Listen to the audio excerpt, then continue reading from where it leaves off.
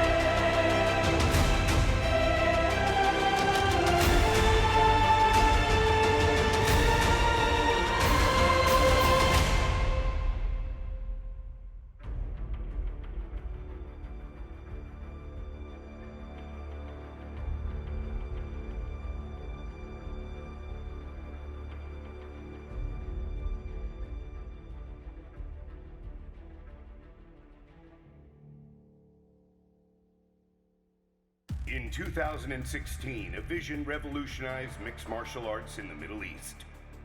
It all started with the evolution of MMA in a small island in the Middle East.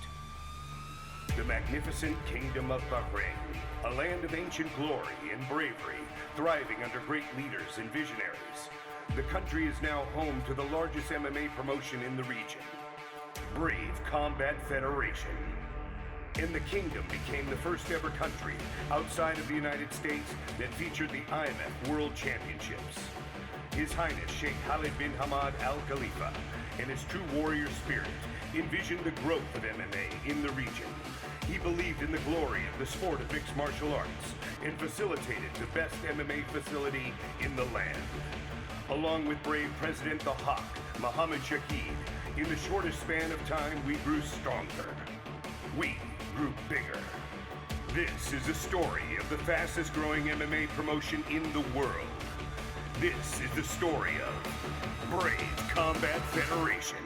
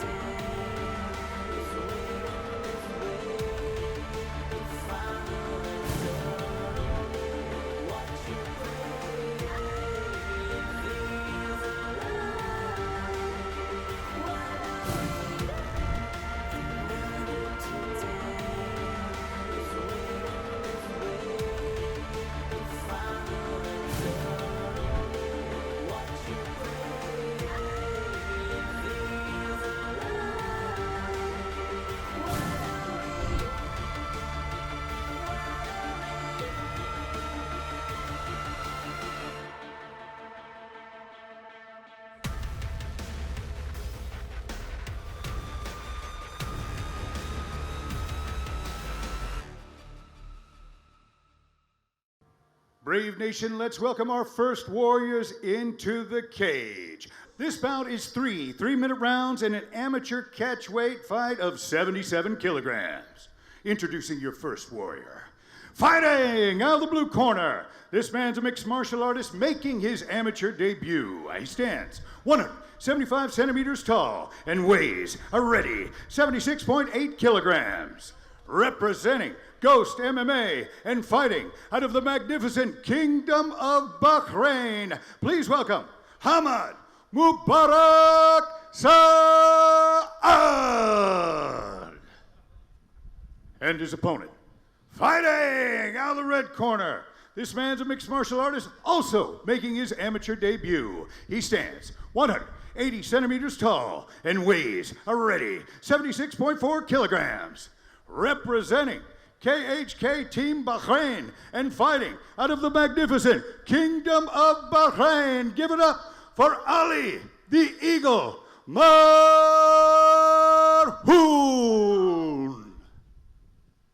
Your referee in charge of the action is Hadi Muhammad Ali.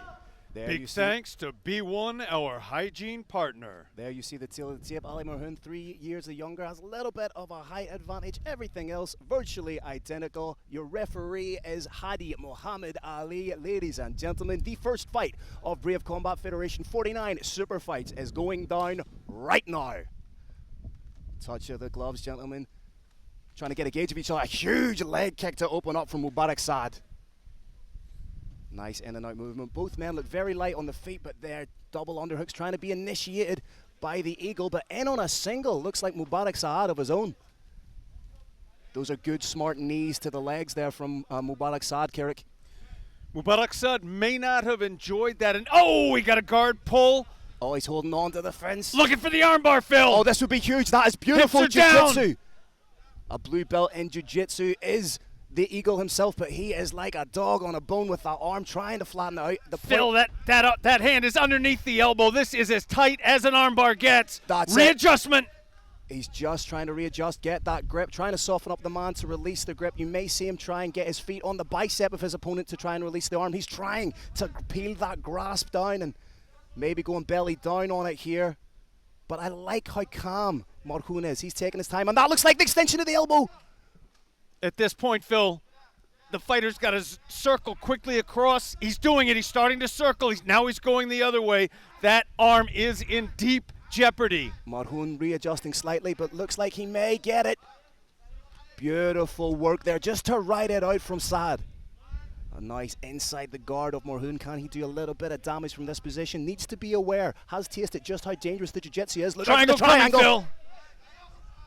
Armbar again. Oh, that's belly down. That's deep. He needs to go across the back. He's doing the right thing. He's coming over the back, but he needs to be careful. He may just triangle set up. Coming. He's setting up into that triangle, and that is beautiful work. Little bit of body adjustment. There he is. He's looking to pull that arm out for a double sub. The only thing is he doesn't have the arm across the body of Saad like he should, just to get a deeper stretch on that. He's more so locking it on the foot as opposed to the shin. I'd like to see it a little bit deeper, but he doesn't have that left arm across the body. I think we're looking at the tap, Phil, and it's over. That is exquisite jiu-jitsu from the KHK team. Bahrain man took his time, worked for the armbar, transitioned to the triangle, and by looking at it on the evidence of that, that does not look like a young man who's making his amateur debut. That looks like a seasoned young veteran. It does indeed. Also, big congratulations to Hamad Mubarak Saad for stepping in there into the big show. This is a great display of sportsmanship now. One of the things that's characteristic of Brave Combat Federation. Look at that. The Eagle is raising his opponent's arm. As you say, an absolutely beautiful show of sportsmanship, but right now the Eagle has taken flight, finds himself 1-0 as an amateur mixed martial artist in the greatest proving ground in mixed martial arts, that being the Brave Arena, Kirik. It is indeed. I want to take a quick second to give a huge shout out to Hadi Muhammad Ali, our referee.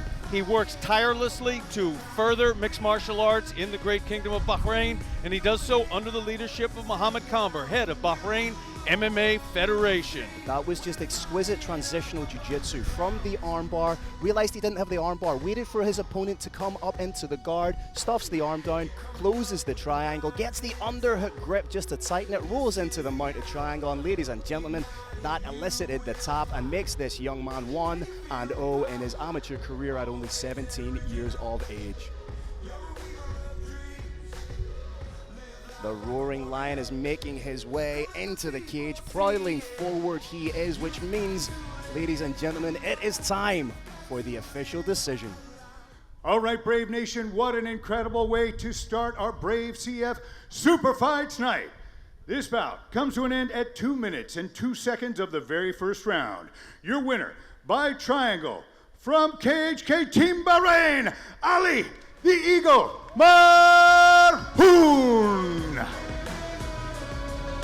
That makes it official. Ali Marhun gets the win, representing KHK Team Bahrain. And again, there must be something in the water at KHK because they are churning out incredible fighters at the amateur and the pro level, Kirk. It's not the water, Phil. It's hard work. That's what mixed martial arts is. What you're seeing right here in the replay, sponsored by Green Hill, is the result of countless hours of hard work in the gym. And there is our finish, a triangle into a sweep, into a mounted triangle, and you've got our tap. This bout is sponsored by Brave Energy Drink. Only the best to power your best effort. Fortune favors the brave. 3 Harache has impressed in his amateur career and is looking for a successful pro debut when he meets Glenn McVeigh, one of Europe's rising stars who's in search of his first professional victory. Coming up next, 3 Harache takes on Glenn McVeigh in this bantamweight bout. Here we go, Brave Nation. This bout is 3 5-minute rounds in the bantamweight division. Introducing your first warrior. Fighting out of the blue corner. This man's a mixed martial artist with a professional record of no wins and 1 loss. He stands 180 centimeters tall and weighs a ready 61.7 kilograms. Representing Fight Academy Ireland and fighting out of Belfast, Ireland, please welcome Glenn Big Buck McVeigh. And his opponent, fighting out of the red corner. This man's a mixed martial artist making his professional debut.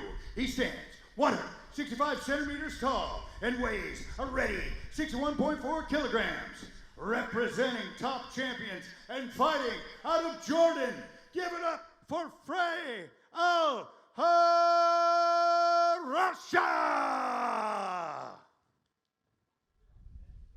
Your referee is Raven Light Saber. Big thanks to Toyota Bahrain, our official automotive partner. Again, Toyota Bahrain.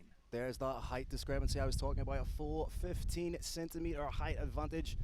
25 against 23 years old respectively. Rebin Lightsaber gets us going. Glenn with the high guard, keeping the legs nice and wide.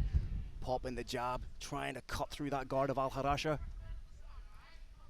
The first shot will be telling in this fight. Phil, Al-Harasha is showing skills with his hands. He's moving the head just slightly where it needs to be. He's attacking at angles. This is actually better than I was expecting. I like the movement of Glenn McVeigh. He's switching stances, keeping that jab nice and long and pawing. Needs to be wary of getting one of those kicks caught and taken down. Nice straight from Glenn McVeigh, covers up. You can hear Paul Hughes calling for a few more feints, trying to keep his opponent guessing, trying to get him to bite on those feints. Al-Harasha trying to punch his way in. Al-Harasha may be at a little bit of a disadvantage looping his shots the way he has so far. He has to overcome a reach advantage. He may be better off going straight, and it may be going down to the canvas. Guillotine in place, Phil. Needs to be wary of the guillotine. Glenn McVeigh needs to get that back nice and straight. Guard being pulled by Al-Harasha. Must feel like he has the guillotine deep, especially at this point of the fight when there's only a minute gone. It's the tap.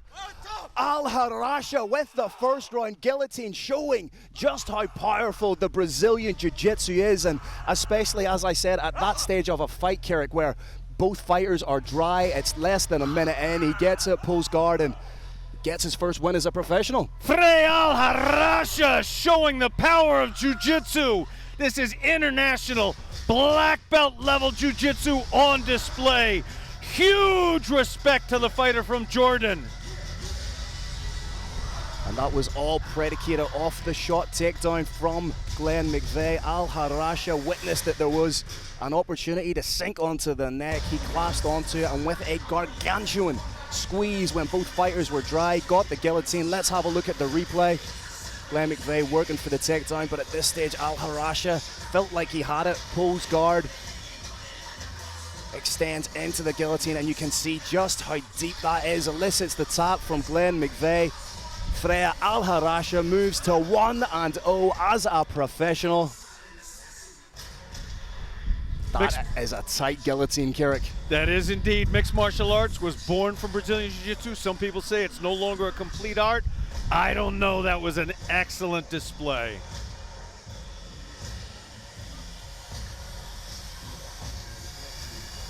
Ladies and gentlemen, let's make it official. Let's send it up to the roaring lion, Mr. Carlos Kramer. First fight in the books.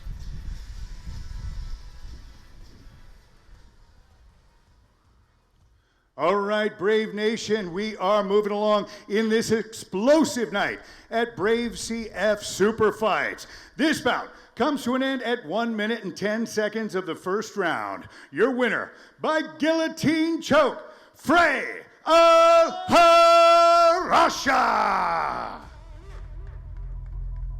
Big respect to Glenn Big Buck McVeigh. He is a tremendous talent.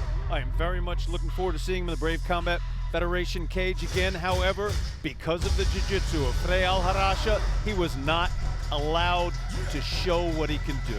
And what that illustrates to me, Carrick, is that mixed martial arts really is a game of inches. If you make the tiniest mistake, if you move an inch left when you should have moved an inch right, if you don't straighten the back as quickly as you can, you will be left vulnerable, especially in the pro ranks.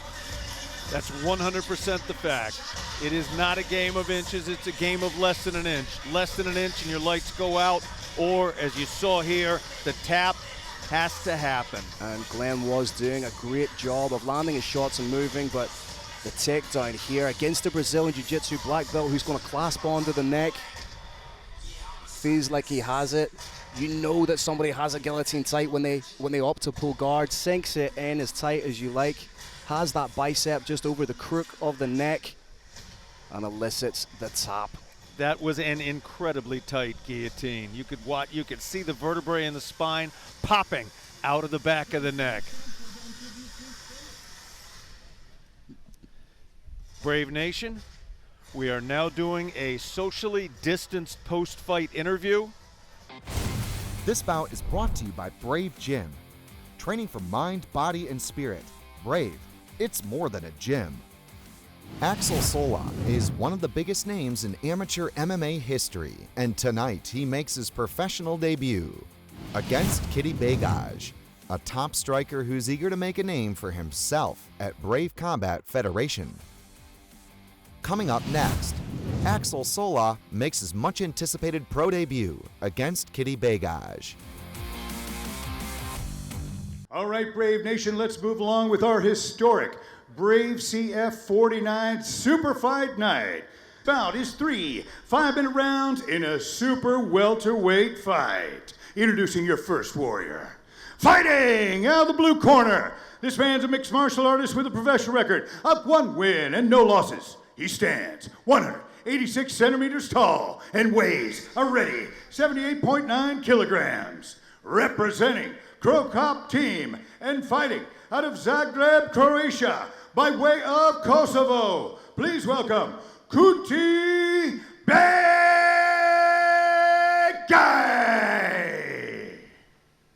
And his opponent, fighting out of the red corner, this man's a mixed martial artist making his professional debut tonight. He stands 185 centimeters tall and weighs a ready 79.4 kilograms. Representing KHK Team Bahrain and Boxing Squad Nice, and fighting out of France, give it up for Axel Sola! Your referee is Reben Lightsaber. Big thanks to Nordic Palace and Spa, our valued hospitality partner. You can see Kuti Begay, the elder by 5 years, more of the striker. Axel Sola did say to me he believes at some stage he will take this fight to the ground, but he wants to play on the feet for a little bit, trying to see what the power is like of the Mirko Crow Cop protege. Sola's going to be looking out for those kicks, and so am I. Again, interesting. Both guys coming out of that southpaw stance. That'll be interesting for one another and may take a little bit of an adjustment, because in your gym, you're used to fighting guys that are more often than not orthodox. So to fight another southpaw as a southpaw is a very interesting prospect. Exactly. They're trying to fight at range right now. They're not stepping into the fire. They're feeling each other out because, as you said, this is a little bit of an unusual circumstance for both of them. Axel Sola trying to come over the top with, he has that left hand loaded. There's the shot. How can the striker defend it? Hands clasped by Kuti. Big takedown. Almost spiked himself on the head. Needs to be careful. Let's see what kind of work he can do now from that half guard position. A position we've seen popularized in mixed martial arts. More of an anchor position now, Kirik. Fighters seem to be happy to sit in that half guard and land damage. It is. In grappling, the bottom half guard is the single most productive position that's available to you. It creates the most opportunities for points. Here, it's something like half mount or possibly worse. Needs to be wary of being mounted here. He's straightening out those legs, trying to lock them down, but it looks like Sola's just slowly, methodically taking his time, using the instep of his leg to widen the guard a little bit to pop that leg through into the mount position. Muffler in place. I like to see that. That is a legal move. Brave Nation, when you cover the opponent's mouth and nose with your open hand, it forces him to adjust his hands and create striking opportunities. In a situation like that, you'd like to see Kuti Begay try and get to the fence, try and put his hand down on post, but again, just real slow, methodical pressure being applied by the two-time IMAF World Silver medalist Axel Sola. There's about a half dozen basic strategies that the bottom player can use at this point. One of them is simply to hold on and wait for a stand-up. That's largely what we've seen from Kuti Begay, although he is starting to strike a little bit. Nice little pot shot, elbows landed there, framing off the face from Axel Sola. But right now, Cudi doing a good job of sort of maintaining that half guard position, but you'd like to see him get right onto his hip, try and get that leg in for the full guard. He's starting to do it. Cudi wants to get on his side and try and wall climb. There's a cut just above the eye of Kuti Begai. May have been one of those snapping elbows we saw. And surely if you're Axel Sola, that's going to be the pinpoint mark that you focus in on. Your hands have to be like magnets.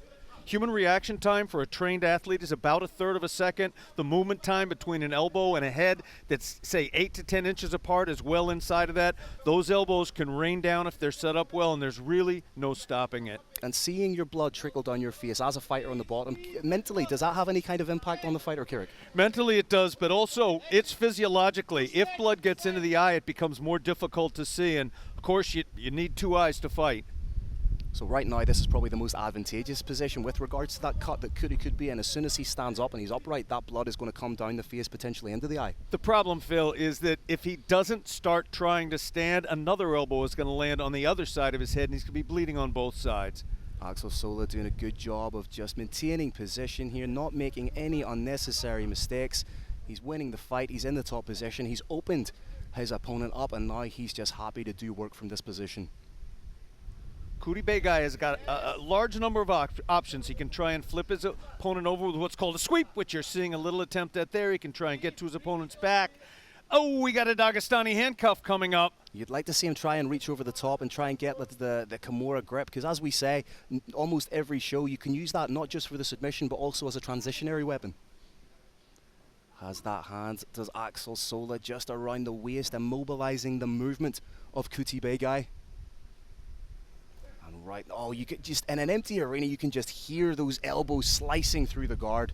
Nasty, nasty work. And again, as making your pro debut, this is the first time he's ever had an opportunity to throw them in a fight. I guarantee he's been trying this in the gym with his best friends in a headgear for a long time now. This is excellent ground and pound. Just cuts through seamlessly into the mic position. And those elbows are getting through, but Kuti Begai doing a good job. Trying to work for the up kick, but Axel Sola just grabbing the legs, may sweep them to the side and comes over the top with a clean huge shot. Transitions right back into the mount position, working for the head arm triangle, Kirik. This looks may tight. Be it. That is not the escape to an arm triangle choke. And I like what Kuti's doing. He's keeping his knee just on the hip. Hips are dropping now. Just on the hip of Kuti Begai, stopping him from turning in, and this looks very, very tight. Cage might be a slight impediment. Can Kuti Begai hold on for the last 10 seconds? Kuti's defending by flipping his own leg up, getting a gable grip around that leg. He maybe he did it! Oh. Seconds to go. The fight is over. 4 minutes, 59 seconds of the first round. That is absolutely crazy, and that speaks to the type of squeeze that Axel Sola has. Phil, did we just see a Brave Combat Federation record broken? That was quite literally, that was the equivalent of, in basketball, a buzzer beater. He had the choke, and literally, with a second left, I wonder if the corner of Kuti Begai were trying to communicate that, but that must have been inescapably tight. Phil, what we see here is his body collapsing. You watch the hand explode away. What happened was he lost control of his muscles, and he did the only thing that he could do, and that is tap. The alternative was nap, and his body was 99% of the way there already, as you can see. Huge win for Axel Sola. Axel Sola holding on to his own shoulder a little bit in the cage. It'll be interesting to see if he has some kind of impediment here. But if anything, that just makes the performance all the more impressive. And there's that huge cut elicited by the elbow just above the eye of Kuti Begai. Phil, I have studied up on cuts, and the position of that particular cut is relatively safe. Few stitches by a plastic surgeon. He's going to be just fine, back in the gym within 30 days. Probably a little bit of frustration on the face there of Kuti Begai. And is he going to be lamenting that as a professional fighter, looking back on that? Will he be lamenting that there was 1 second left, Kirik? He had no choice. His body was collapsing. His lights were just about to go out. He barely had any consciousness at that moment. Well, Nothing left to do but another first round finish at Brave 49. Carlos Kramer, make it official, sir. All right, Brave Nation, this explosive, historic night just keeps getting better. This bout comes to an end at 4 minutes and 59 seconds of the very first round. Your winner by head and arm triangle from KHK Team Bahrain, Axel Sola. Held aloft. It's okay to smile, big man. You've just won your professional debut. You should be very happy with a performance like that. And as a pro, that's pretty much as close as you get to a flawless debut performance, Carrick. I would call that one flawless for this young man. And once again, I cannot wait to see him again in the Brave Combat Federation cage.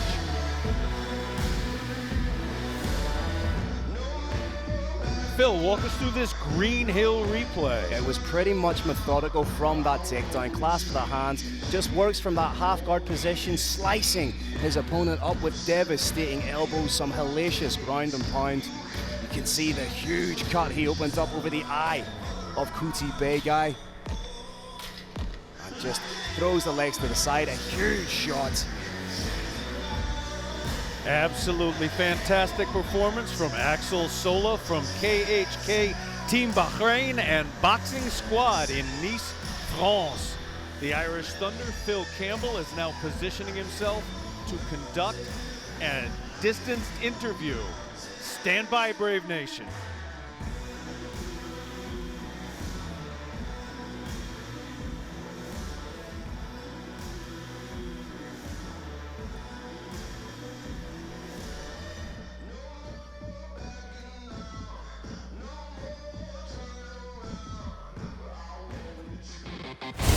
This bout is sponsored by Brave Energy Drink. Only the best to power your best effort. Fortune favors the brave. Geraldo Coelho is looking to put his finishing instincts to good use when he takes on Gadzi Musa Gaziev, who is looking to impress on his return to the Brave Combat Federation cage.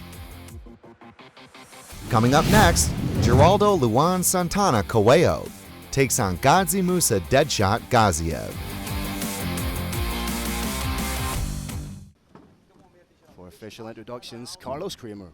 Here we go, Brave Nation. This fight is 3 5-minute rounds in a catchweight war of 77 kilograms. Introducing your first warrior. Fighting out of the blue corner, this man's a mixed martial artist with a professional record of 9 wins and 6 losses. He stands 177 centimeters tall and weighs already 77 kilograms. Representing Goret's team and fighting out of Dagestan, Russia. Put your hands together for Gadzi Musa, Deadshot Gaziev.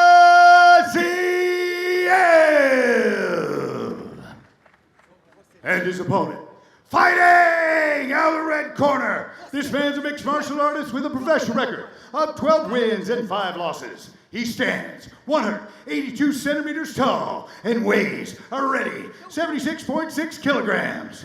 Representing CM System and fighting out of Curitiba, Brazil, please welcome Geraldo Luan Santana Coelho.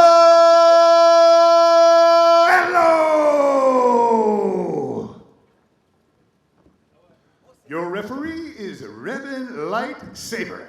Big thanks to Sabarco Car Group, our gold sponsor. Again, big thanks, Sabarco Car Group. There you see the tail of the tape. Geraldo Coelho, the slightly taller man. Wrestling knockout power versus jiu-jitsu knockout power. What an interesting fight. Revin Lightsaber will have his work cut out for him here. There was a little glove touch, but there is no more love in these gloves until the fight is over. Geraldo Coelho occupying the center of the Brave Arena. Both men just trying to download a little bit of data right now, trying to get a read on one another, Carrick. But at the minute, it's Coelho leading the dance. Huge body kick to open up. Phil Coelho thinks he's got his opponent figured out to a degree that I didn't think he would this quickly. He sees something that I don't quite see yet, but he is a little closer to the action than I am. In fact, he is the action. That's 2 huge kicks thrown by Geraldo Coelho so far. The game plan may be to soften up the body, attack the body and then attack the head, because one of your favorite sayings in mixed martial arts, kill the body and the head will die. Now it's kill the calf and the head will die. We may see that coming up too. CM Systems fighters are always on the cutting edge of mixed martial arts. Trying to come over the top, but you have to be wary with Gazamusa Gazayev. He does have that one-punch knockout power. He did not earn the nickname Deadshot purely because he is a fan of Batman comics.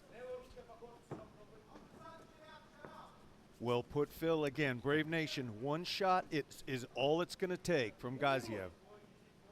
Geraldo Coelho looks absolutely huge in there at 77 kilos. I saw this man at the weigh-ins, gave him a little bit of a hug, and he is made of solid granite, Kirk.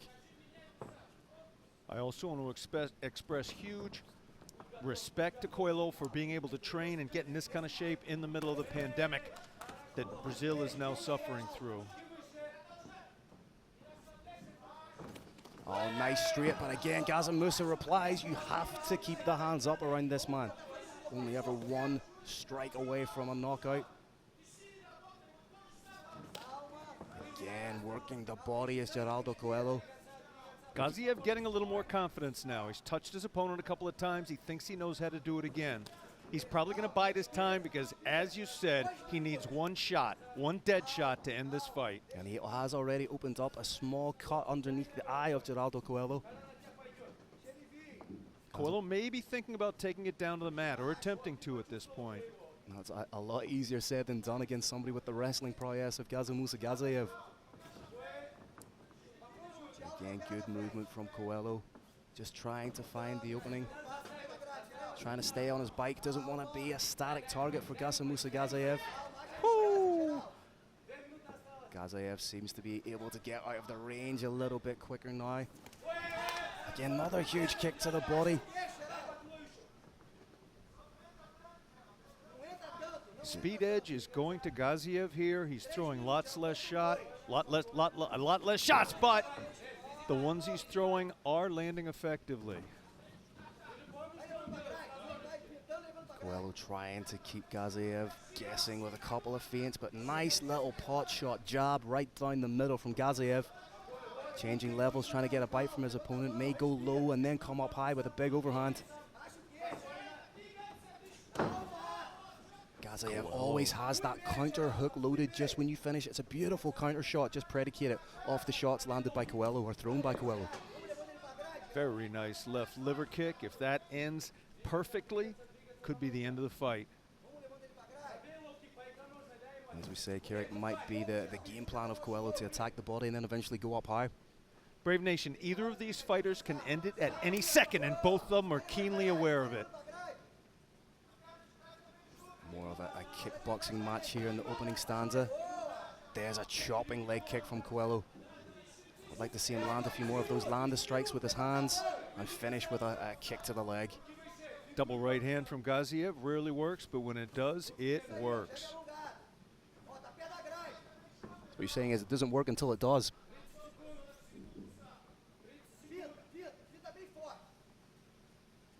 Gaziev, as you alluded to a little bit earlier, does look to have settled a little bit more into the flow and rhythm of this fight.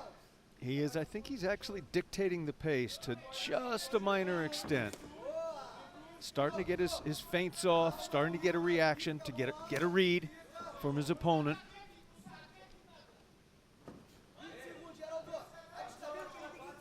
Coelho again, implementing good movement, pivoting off that lead leg as opposed to just moving forward and back, trying to create the angles for himself, perhaps trying to invite Gazamusa in towards him by using that pivot off the lead leg.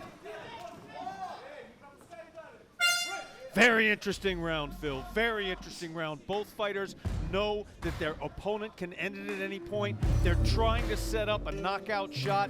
Neither of them obviously has been able to. Can you call a winner in that round? Not in that round, Kerry. That was very, very close for me. What I did like about that is both fighters were acutely aware that one another has knockout power, but they continued to be offensive in the way that they fought. There wasn't that tentative approach that you sometimes see where two fighters are are timid and don't want to engage. Both these men were trying to land strikes. Both these men were trying to hurt their opponent, and both these men are trying to win this fight. I'm in the same boat, Phil. Ordinarily, I would call it 10-9 or 9-10, but I believe an excellent argument can be made either way. I do think it's possible that Gaziev is getting just a little momentum here. I think he's got a little bit better read on his opponent than vice versa. We're going to find out. We are just seconds away from round 2. The very best in the West, Mr. Rye and Martin dealing with the cut there underneath the eye of Geraldo Coelho. And for the first time tonight, Carrick, we have entered round number 2. And we're going to start off with a little glove touch. Again, this is the kind of sportsmanship that defines this organization. Little glove touch, don't have to do it, they want to. I suppose after a round like that, is if you didn't respect your opponent before the fight, after a round like that, I think you do respect them. But Geraldo Coelho goes right back to the body. Thought about the switch there and throws a lovely straight right down the middle. Little knuckle may have gone a little too close to the eye, but no harm, no foul.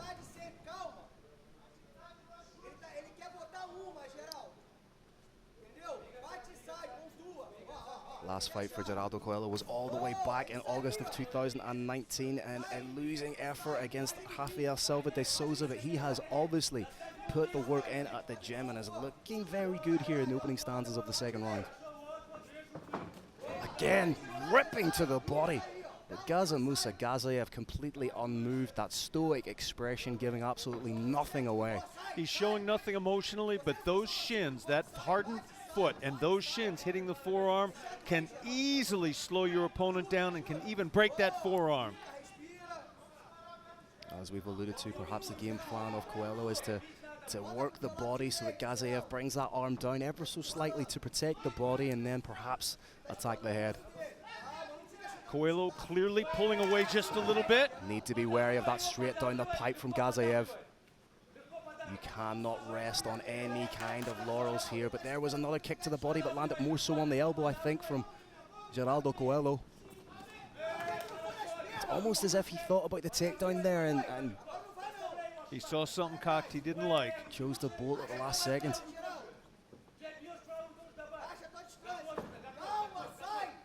Again, Coelho mixing it up with little switch feints to elicit a reaction from Musa Gaziev.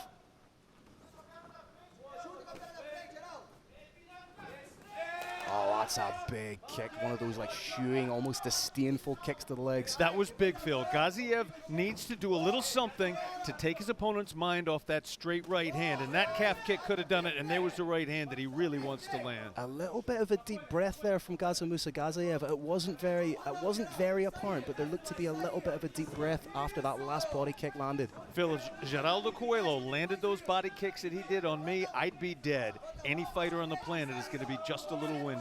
Gaziev implementing a nice little bit of head movement, and he seems to have turned it up a little bit and is being a little bit more aggressive at the midway point of the second round here. Trying to land a big winging shot, but it's eliciting the same reaction out of Geraldo Coelho. I love this, Carrick. Shot landed right behind the ear, but it was glancing.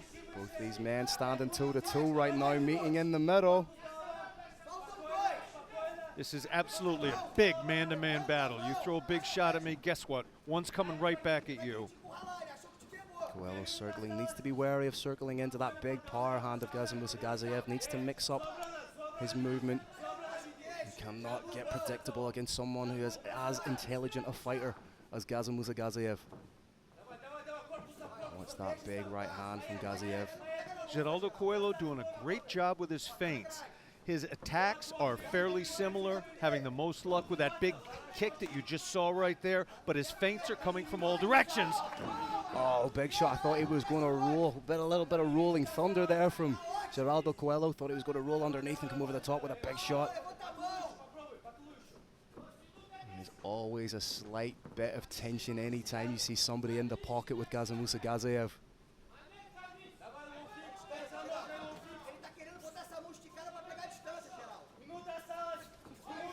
Musa seems to have found the impetus in this fight a little bit, and now he's counter-checking, cross-checking those leg kicks so they're not even reaching the point of the body. Geraldo Coelho needs those hands just a little bit higher. Nice little roll under and lands a shot of his own, does Coelho. All about the takedown. Oh, that one got flushed through to the body. And the hand to the head. But again, Gazimusa Gazayev, as stoic as they come, just eats the shots and stays right in front of his man.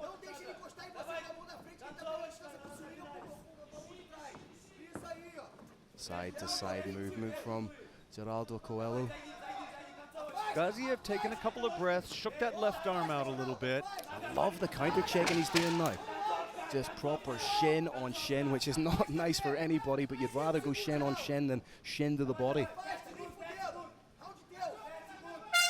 Brave Nation, we do try and break down the action for you a little bit in terms of round-by-round scoring. Round one, absolutely impossible for me or Phil to judge. This one, I like Geraldo Coelho by a hair. How about you, Phil? Again, just a little bit too tight for me, Carrick. You have moments where Geraldo's definitely throwing the greater frequency of strikes, but you are seeing a bit more forward momentum from Gazimusa Gazayev. I like that cross-body check he's doing to avoid the kick to the body. He needs to start doing that a little bit more, but I think in this round you might see Geraldo attack the head a little bit. He's invested in the body in rounds 1 and 2.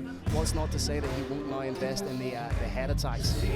The two have faced each other down now for a full 10 minutes. They have a full sense of each other's reaction time, speed, footwork, distancing. No matter how much tape you watch, it's not the same fighter that you fight in the cage in reality. There's only so much you can tell from tape.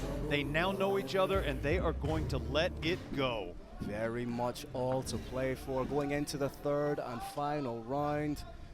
Referee ribbon lightsaber brings the fighters together. Phil, they're going to hug it out. Look at that. That is sportsmanship defined. I'm going to give you a hug and then I'm going to smash my shin right into your body, and I shall reply then with smashing my shin into your calf. That calf might have been a little bit compromised, Carrick. Looked like a little bit of a speed wobble there from Coelho, predicated off the low calf kick from Gazimusa Gazayev. He may have been told by his corner, we don't know what the score is. You got to turn it up.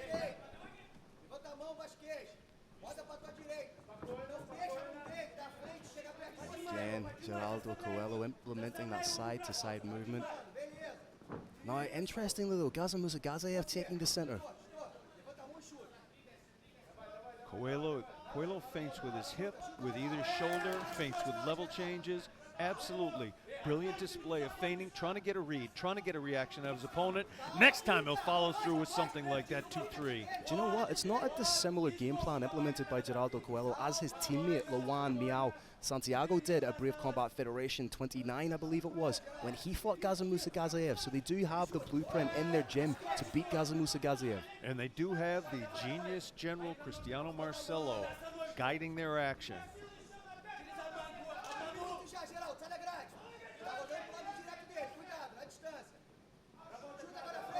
Again, both men adopting a workman-like performance and another huge shot to the body. How Gazimusa Gazayev is taking these shots is beyond me. He's a Russian. Both men exchange jabs. He's a Russian, very much to my money. He's taking his time here. He's not Russian at all. Terrible joke, ladies and gentlemen. I make no apologies for that.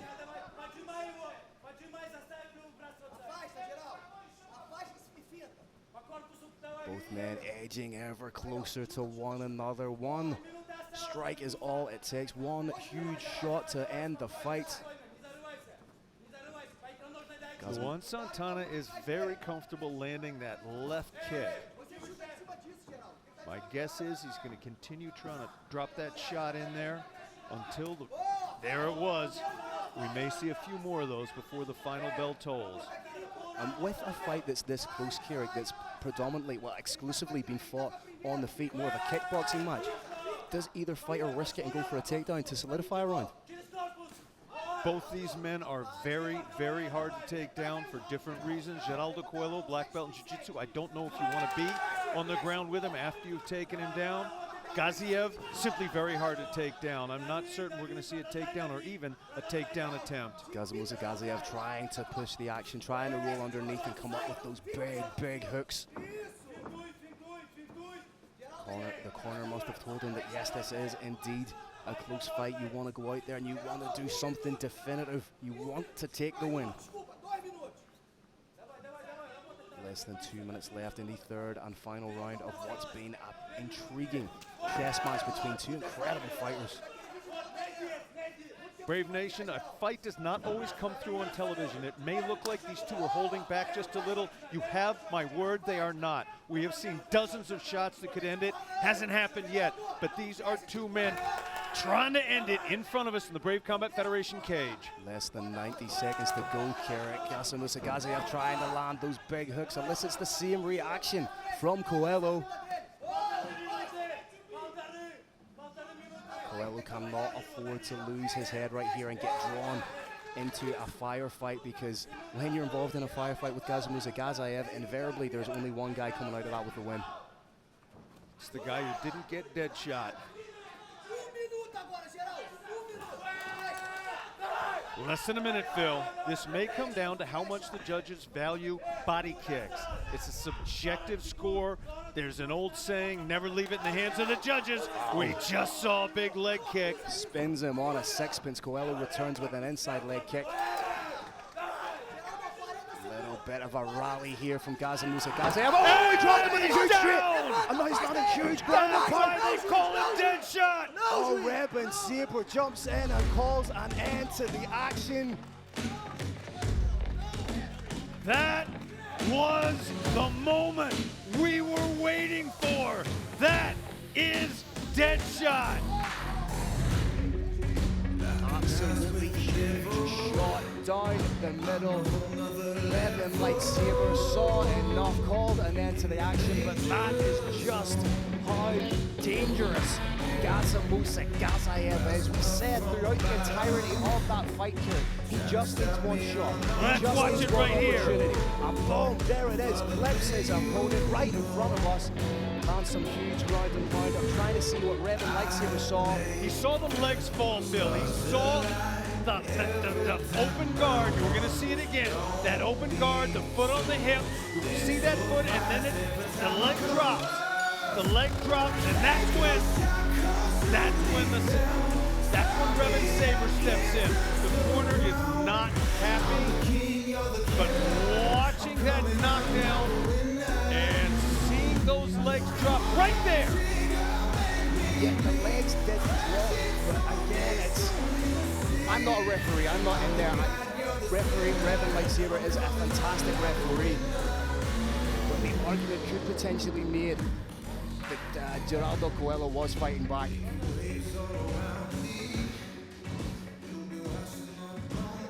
To make it official, ladies and gentlemen, Mr. Carlos Kramer.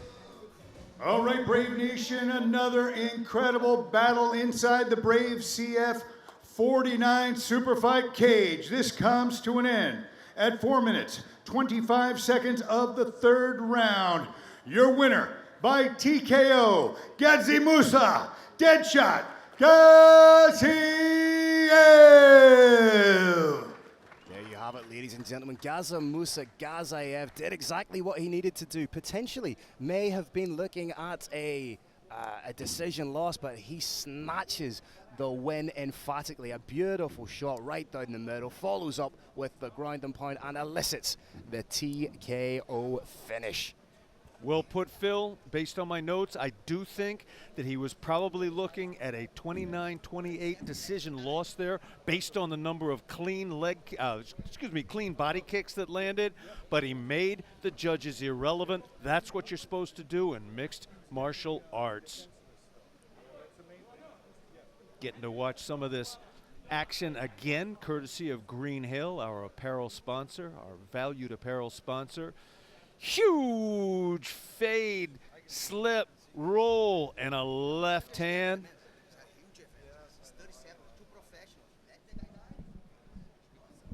There you see the shot coming up. It's going to come right down the middle. Beautiful work investing in the body, but there was the shot right down the middle, and we're looking closely at it. I have Coach Cristiano Marcelo beside me. He's emphatic that the fight should have been allowed to continue.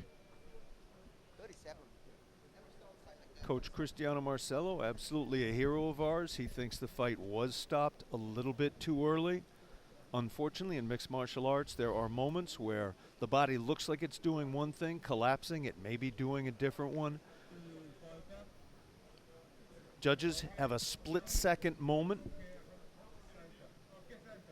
to make a choice, and judges have to weigh in their hands a fighter's income and a fighter's health. This bout is brought to you by Brave Gym. Training for mind, body, and spirit. Brave, it's more than a gym. Chad Hanekom is in search of a return to the win column and a new march towards a world title shot. As he meets Dominic Schober, eager to earn his first Brave Combat Federation win. Coming up next, Chad Hanekom takes on Dominic Schober in this middleweight matchup. All right, Brave Nation, this next epic battle is 3 5-minute rounds in the middleweight division. Introducing your first warrior.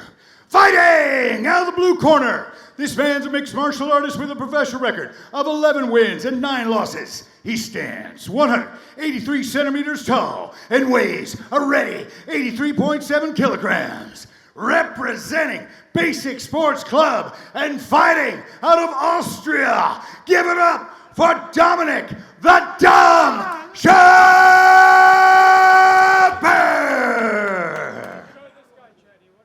And his opponent, fighting out of the red corner. This man's a mixed martial artist with a professional record of 6 wins and 2 losses. He stands 192 centimeters tall and weighs a ready 83.9 kilograms. Representing Coach Kwan University and Fight Fit Militia and fighting out of South Africa, please welcome Chad Superman Hanekom! Your referee in charge of the action is Reuben Saber. Big thanks to Sabarco Car Group, our gold sponsor. A highlight is just about to happen, Brave Nation. Both men 30 years old. Chad Hanekom with the distinct height advantage, but someone like Dom Schober is going to be in your face from the get-go. Chad Hanekom taking the center, dictating the early ebb and flow of this fight, using those long limbs, pressuring Dom. May try and get him up against the cage for a takedown. We know just how good that flare double from Chad Hanekom is. Hanekom may be being just a little bit too aggressive, pressing that distance just a little bit too much. Dom Schober thinking about trying to come over the top. Hanekom wise to it. Nice wide stance. Big shearing leg kick from Chad. Be interesting to see who really pulls the trigger first. Hanekom throwing 1-2s there, but not with a lot of conviction. More so rangefinders to see where he is after throwing those punches. Phil, right now the Dom is trying to figure out where his opponent's head is going to be, and he knows it's going to happen. When he does, he's going to let that right hand go. Schober feinting the takedown again, trying to elicit the reaction to come over the top. Trying to land that big shot, Carrick. That's not the first time. It's not the last time we're going to see that overhand right. Dom Schober definitely not afraid to engage. Superman stalking, spin kick to the body. That did land, but I'm sure he probably hurt his foot off the abs there of Dom Schober. This is pound for pound one of the strongest men to ever enter the Brave Combat Federation cage. Woo! That's a buckling leg kick from Hanekom. And Hanekom looks like he throws stuff with almost lazy intent, but there is power behind it. Superman's core strength is superhero-like. As you said, even if the shot doesn't come in with his full power, it's got everything behind it. That's a nice stiff jab, and it's almost as if Chad Hanekom now seems to be settling into his range, seems to have found the distance at which he wants to fight Dom Schober. Just casually pawing out that jab, and may look to set up a big right hand down the middle. Oh, big shot. A beautiful right hand from Chad Hanekom. Momentary loss of balance from the Dom. But Again, Dom is that type of a fighter that will be in it to the end. Another crashing leg kick thrown with a little bit more bad intention this time from Superman. We've seen it before, Phil. Superman doesn't look exactly like Superman. People may underestimate his power a little bit the first time they feel it. There's a little bit of surprise. There's that overhand right again. It was way wide. Dom Schober obviously feels like that big right hand could be the kryptonite for Superman in this fight. Superman doing a great job of throwing his shots with no wind-up, with no tells. He leaves that hand out just a little wide and then pops it forward. Nobody knows it's coming. Maybe not even him. There's the right. And some serious reddening up on the nose now of Dom Schober. Again, pinpoint accuracy with the jab from Chad Hanekom. Thought about a spin, abandoned it last minute. May have been looking for a spinning back kick or a spinning back fist. Oh, he's been hurt with that leg kick. Phil, that leg is compromised and deeply. I'm trying to determine by his movement whether it's muscles or whether there may even be some ligament or tendon damage. It could be that nerve that runs down the calf that we've seen people impeded with. Almost looks as if they've broken a foot, but they have no feeling once that nerve has been hit. Very smart defense, lifting that foot way up high to avoid the calf kick. Very, very intelligent. Technique from the Dom. He's still trying to land that overhand right, lets it go again. The calf kick becoming the go-to move, and there is that rugby wrestling style from Chad Hanekom. Incredibly strong and does look a little bigger than the last time we've seen him inside the Brave Arena. Muay Thai, Brazilian Jiu-Jitsu, wrestling, obviously the major bases for mixed martial arts. Rugby looking pretty good too to me right now. Just trying to sweep that leg out, and he's kicking. He's quite literally kicking the calf like you would a rugby ball.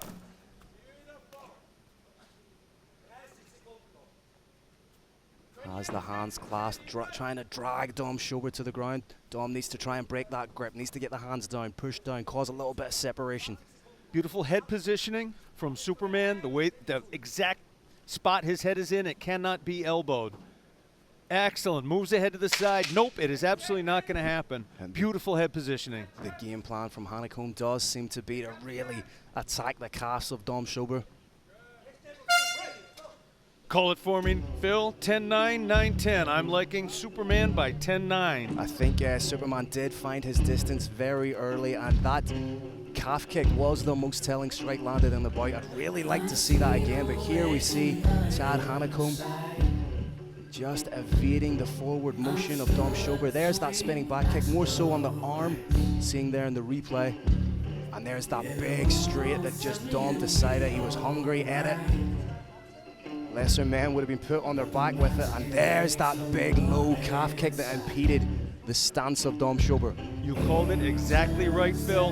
That foot or shin went directly into the nerve on the front of the tibialis muscle, and it's hard to describe what it's like unless it's happened to you, but basically the strength goes out of that calf. Takes a while to shake it off too. It could, in fact, be telling in this round a minute or two later. You don't just get an MMA education with Kirik Janis, you get an anatomy education with this man. Is there anything he can't do? Round 2 set to go here at Brave Combat Federation 44 Super Fights.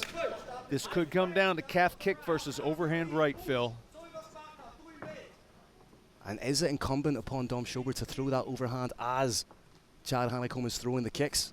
The problem, of course, Phil, is in order to set, and that's it! We could be looking at TKO due to leg kicks here. Big strikes being landed. This fight's going to be Chad ended. Hanekom, It's that's over. it. All over. Referee repping lightsaber calls an end to the action. Dom Schober clearly impeded, and that was a hellacious leg kick by Superman.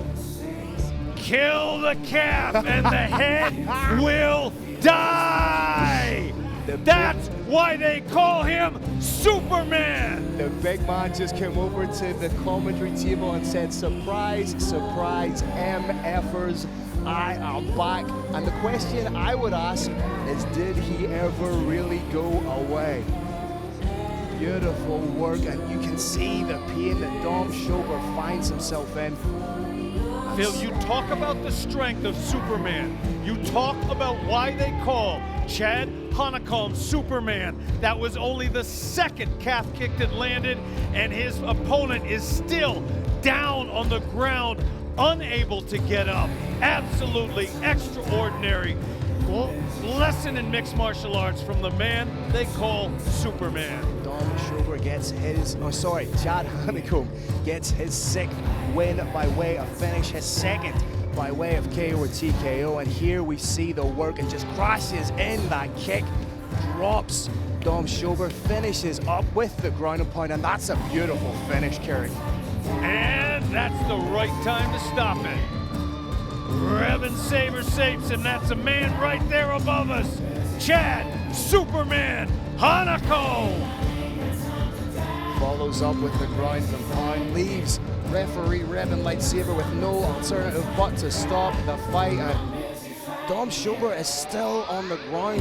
That shows just how dangerous those leg kicks of Chad Hanekom were, and I'm excited to get to talk to this guy in the post-fight. He is fired up. He is ready to go.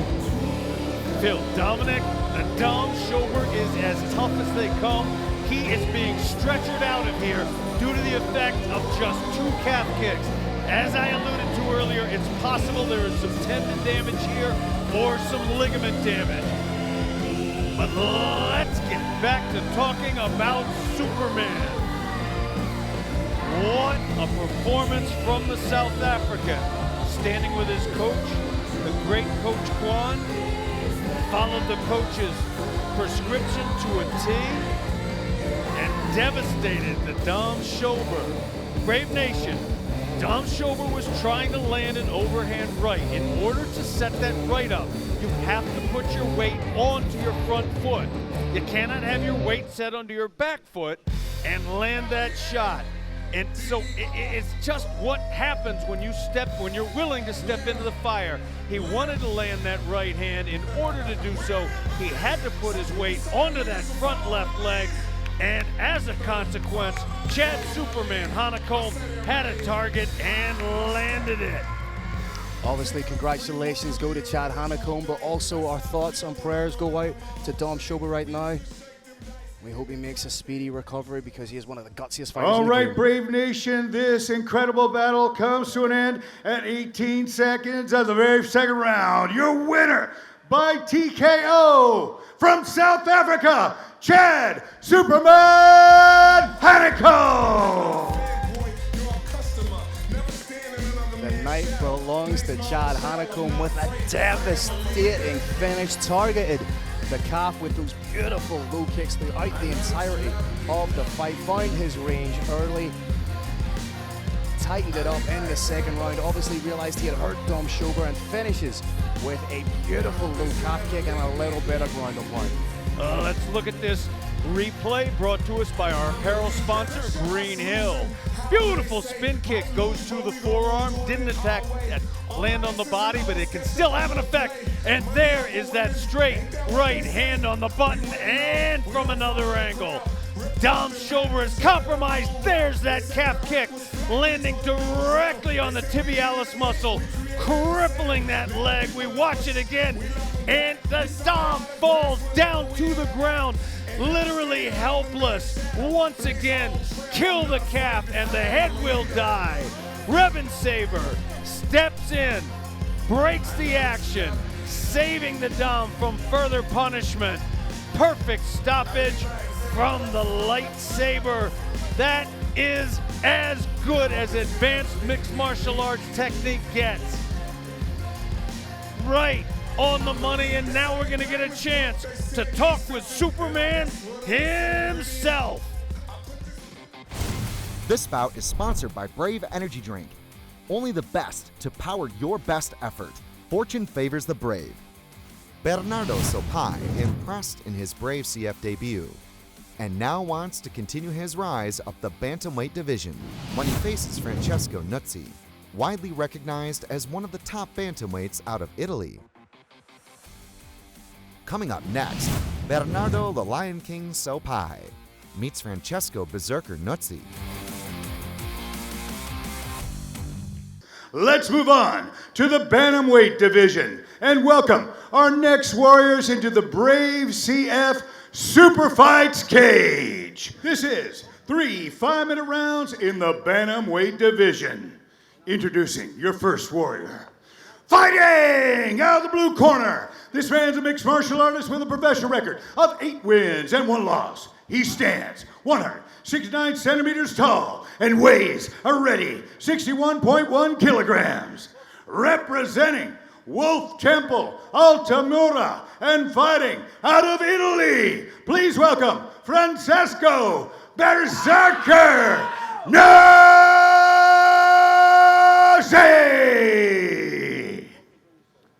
And his opponent, fighting out of the red corner, this man's a mixed martial artist with a professional record of 8 wins and 1 loss. He stands 168 centimeters tall and weighs a ready 61.5 kilograms.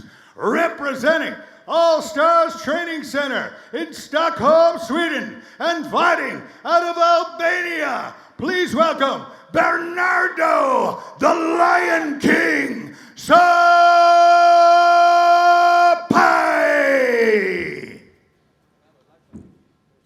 Your referee is Ribbon Lightsaber.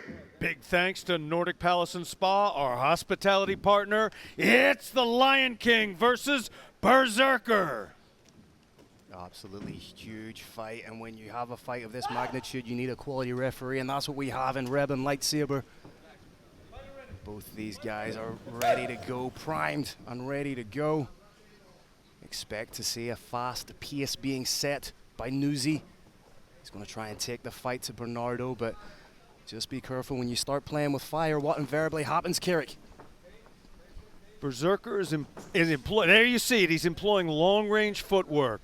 Those, of course, are dangerous. It allows your opponent to see what's happening, but he's throwing care and caution to the wind, launching his attacks from far on the outside with the hope of taking his opponent out immediately. Beautiful timing. Just catches Bernardo Sapai a little off balance, little touch of the hands there to say, might have got you there, brother. Oh, Bernardo Sapai throwing heat seekers, but counter strike being landed there by Nuzi. Oh, that's a big shot to the body. Nuzi doing a brilliant job of distance managing right now. I love the way that he shoots his flurries forward and then circles off at the end. Nuzi definitely the one starting the quicker after 1 minute in this very first round. Nuzi exuding huge confidence here. Managing that distance beautifully. Catches him, beautiful timing, as you alluded to at the start, just catches the straight off the kick. Needs to be wary of the armbar, decides to stand back up. Feels like he has the ascendancy in the striking game here, Kirik. He does indeed so far. It's not just that he feels it, he's got it. He is managing the distance between the two of them so perfectly, his opponent is not able to land a counter shot cleanly, and he is. May make Bernardo Sapai think twice about the kicking game, but just the way he unleashed that right down the pipe coming off the kick, showed beautiful timing. Sapai in on a takedown, gets it beautifully. Very smart strategy from the Lion King. He does have 3 wins by way of submission on the ground, a triangle, an armbar, and a rear naked Leg choke. lock attempt coming up, Phil. It's in place. Forearm isn't quite there. Need to be so careful when you're going for a leg lock submission, as you have to commit both hands to it more often than not. Trying to get that elevator sweep with the butterfly. Beautiful elevation from the bottom here. Sapai trying to make those hips nice and heavy. Sits down into the full guard. Smart work from Sapai. And let's see what kind of offense he can offer from here. Nuzi himself does have 3 wins by way of submission, 2 guillotines and a rear naked choke, so does have submission ability. Needs to be careful about giving up his back. Dragged down from Bernardo Sapai, trying to work that one hook in. First hook is in. If the second hook goes in, there's one on the other side. Trade sides with the hooks. Always very difficult when your opponent is upright. Bernardo Sapai trying to drag Nuzi down to the ground. Again, 1 hook, 2 hooks, jumps on the back. Momentarily looked like he had the back. May choose to knee the body here. Does so, trying to soften up Nuzi. Nuzi doing a good job defending against those hooks, looking for a whizzer. Smart work to turn in. Got the shin in, may be able to reverse shortly. Nice work to readjust from Sapai, gets that head position. I'd like to see him just change levels, get that underneath the head of Nuzi. There it is, beautiful work. That's that draft fighting, that neck fighting aspect of mixed martial arts you referred to, Kirik. People often talk about wall install. This is absolutely not wall install. This is a contest of strength, punctuated from both sides now by powerful strikes. This, if you talk about wall install, this right here was wall and brawl. Ferocious salvo of punches landed by Bernardo Supai. And right now, both men in the center of the Brave Arena. Be interesting to see if Newsy can maintain that kind of pace we saw at the very start, darting in with those attacks. Supai's clearly got the advantage on the inside, Newsy on the outside. Whoever can determine where the fight takes place is likely going to win this fight. Oh, coming over the top was Bernardo. Nice kick to the body. That was full shin. Very smart. You kick to the body, elbow comes down a little bit, follow up to the head. Then it's back down to the legs, or straight there it was, back down to the legs. Maybe a straight shot to the head coming up. Really nice frequency of attacks being shown here by Newsy. And at 24 and 20 years old, respectively, the future of mixed martial arts is in very safe hands, Carrick.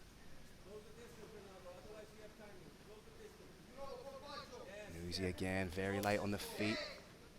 I like that you never know where that kick's coming from. Is it going to be a low kick? Is it going to be to the body, to the head? Keeping Bernardo guessing the whole time, which in turn kind of impedes Bernardo's offense a little bit, but gets a beautiful kick off of his own. It does, Phil, and they're all thrown at areas that hurt. The inside calf to the body. Up, oh! Thought about the Sanshai kick. Bernardo wags the finger like a parent telling off an impetulant child. Let's see a little bit of action from the very first round here, Carrick. Beautiful kicks being exchanged by both men. You see Newsy just catching Bernardo a little off balance, and that's a beautifully timed overhand just predicated off the kick. And it was a little bit, so 50% the power of Newsy, 50% the timing. Nice takedown here from Bernardo, and he really, the most successful we have seen Bernardo so far has been when he has implemented the wrestling game, when he has implemented that groundwork. Absolutely, Phil. When these two fighters can touch each other, the advantage goes to the Lion King. At distance, with his distance management, Berserker is ahead. I've got him up by 10-9 this round.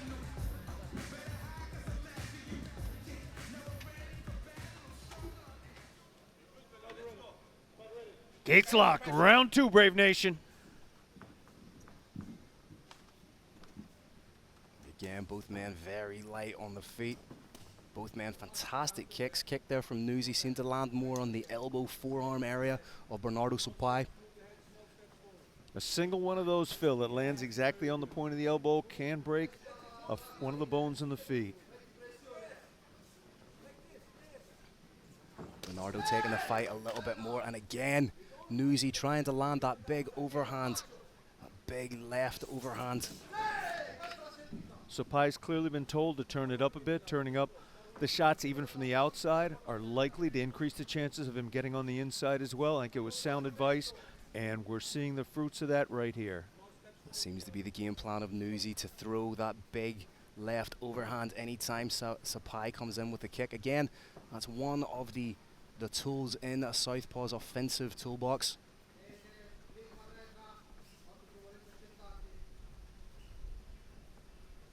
Berserker's setting something big up. Just shy with a big shot there was Bernardo Supai. It's taking Bernardo Supai just a little bit of time to figure out the puzzle that is Newsy. Berserker showing a little bit more patience now. Berserker feinting a level change. Not at all sure he's going to go in with it, but he's clearly, as you saw again there with the knee, eliciting reactions. Once he can predict the reaction, he can land a shot cleanly. Bernardo needs to be careful of always circling to the power side of Francisco Newsy. He doesn't want to walk right into a big kick or a big left hand. A huge part of this sport, Brave Nation, is being able to predict what your opponent's going to do. If you know where his head's going to be, you know where that liver is, you know where the calf is, you can turn this fight around. Again, big body kick coming from the southpaw Newsy.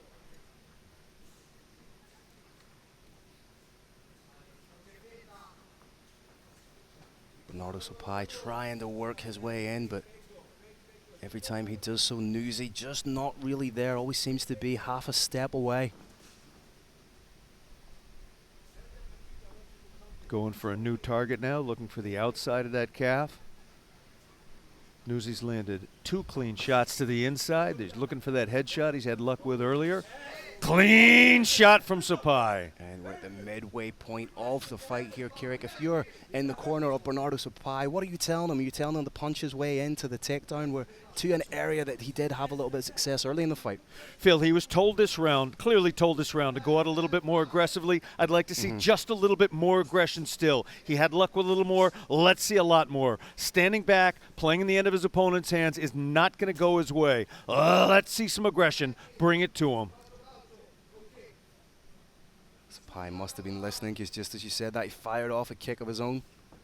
It's almost as if he's trying to time a counter-strike here from Francesco Newsy. Newsy is throwing the shots from the outside. It does leave him open to a degree. Oh, big 1-2. Head kick, body lock. And right now he's landing shots on Bernardo Sapai, maybe looking for a takedown of his own. Has the hands clasped? Is he going to take him down? Nice defense against the cage from Bernardo Sapai. Very, very interesting battle. I'm a little surprised, Phil. Newsy did try to take that bout down to the ground. I don't think he needs to, but it may be adding to his arsenal if he can make his opponent think he's going to do it again.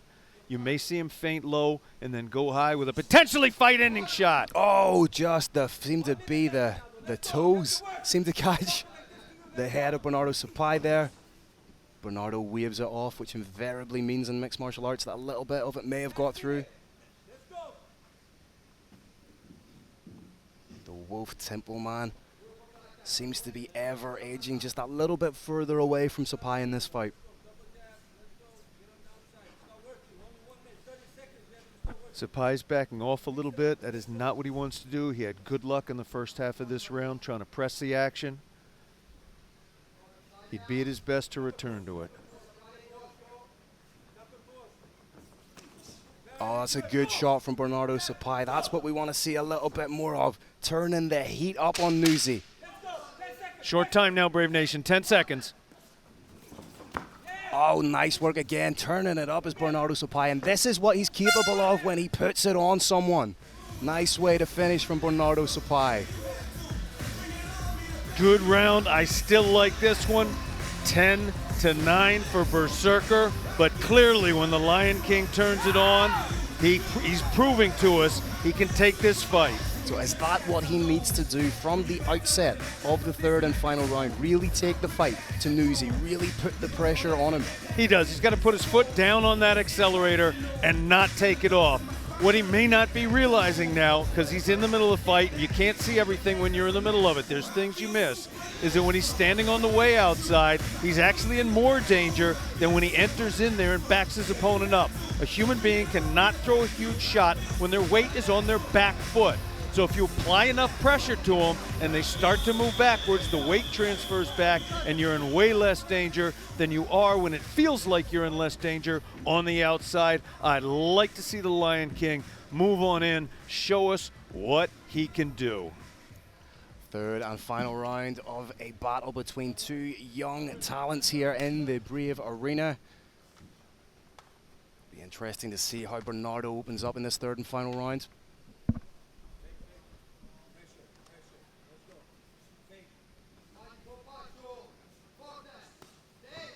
It's Newsy who lands the first strike of the third round, but that's a huge big kick and catch and reply from Bernardo Sapai, and right now he's taking the fight to Newsy.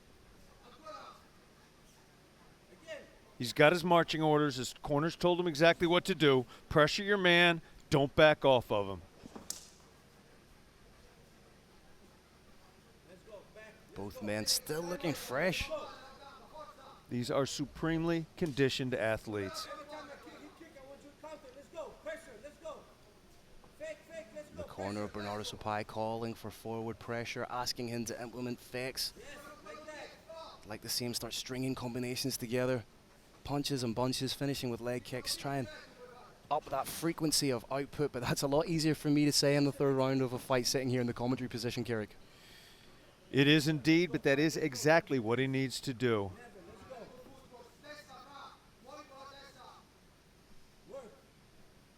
It's almost as if Bernardo is trying to counter Francesco Nuzzi, but southpaw is being the quintessential counter striker. How do you counter the counter striker? Just shy with the kick there again is Nuzzi. Huge long shots from Berserker Nuzzi. And after the first 2 rounds that you had, if you're in the position of Nuzzi, are you happy just to let Bernardo walk on to shots? Are you happy to let him try and push? You are. This is exactly what Francisco Berserker Nuzzi needs to do. I believe he's ahead. He's up 2 rounds. He did it by staying on the outside, using that long reach, those long kicks. He wants to do exactly what he's doing right now, which is continue winning this fight on the outside. Pace has slowed somewhat in this bout, but the impetus really... Little slip. The impetus... What? That's a solid recovery from Nuzzi. Looked like a slip who's now parlayed that. Absolutely. His hands are together. If he can sink his hips just a little bit, maybe able to turn things around all the way to a takedown. Quite possibly. Cementing that round, and he's down. That's a big takedown from Nuzzi. Let's see what Bernardo Suppai can do from this position. Watch Nuzzi's head. He wants to use that head to stay on top of his opponent's head and keep him down. He's done it now. Beautiful stand-up from... That was a beautiful stand-up from Bernardo Suppai. Had the butterfly hooks, took them out, stood up perfectly, protected himself the whole way up. But with 2 minutes left in this fight, he really needs to keep doing that. He really needs to put the pressure on Nuzzi if he wants to maintain. Oh, that's a nice shot down the middle from Bernardo Suppai, but then eats one in reply. Trading 2 for 1, not a bad deal in this sport. Big kick to the body from Nuzzi, and this fight is finally balanced as we approach the final 90 seconds.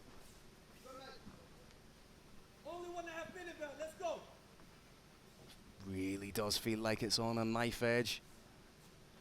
The Lion King, Bernardo Suppai, needs to get the bit between the teeth here and take the fight to Nuzzi. Could Nuzzi be in danger of perhaps being a little bit lackadaisical and coasting? I don't think he's being lackadaisical. I think he's winning the fight. I think he feels like he's ahead. I think his coaches feel like ahead. I think he's ahead. He's been doing it. It's been working for him, and he's going to keep doing it. As we enter the final minute of this fight, Bernardo Suppai lands a big kick to the body, but Nuzzi is still the man leading the dance. Oh, good shot from Suppai. He needs a little bit more of that. Nuzzi starting to wear the fight a little bit more. A crimson mask. The corner of Bernardo calling him on. Suppai pressing now, pressing. Right in front of us here in a broadcast position. That cut is starting to really leak on the eye of Nuzzi. 30 seconds to go. Does Bernardo Suppai just need to bite down on the mouthpiece and go hell for leather in this position, Carrick? He does. He's got 23 seconds to win this fight. He's got 23 seconds to turn it around, and he's trying. Got caught with a shot coming in there.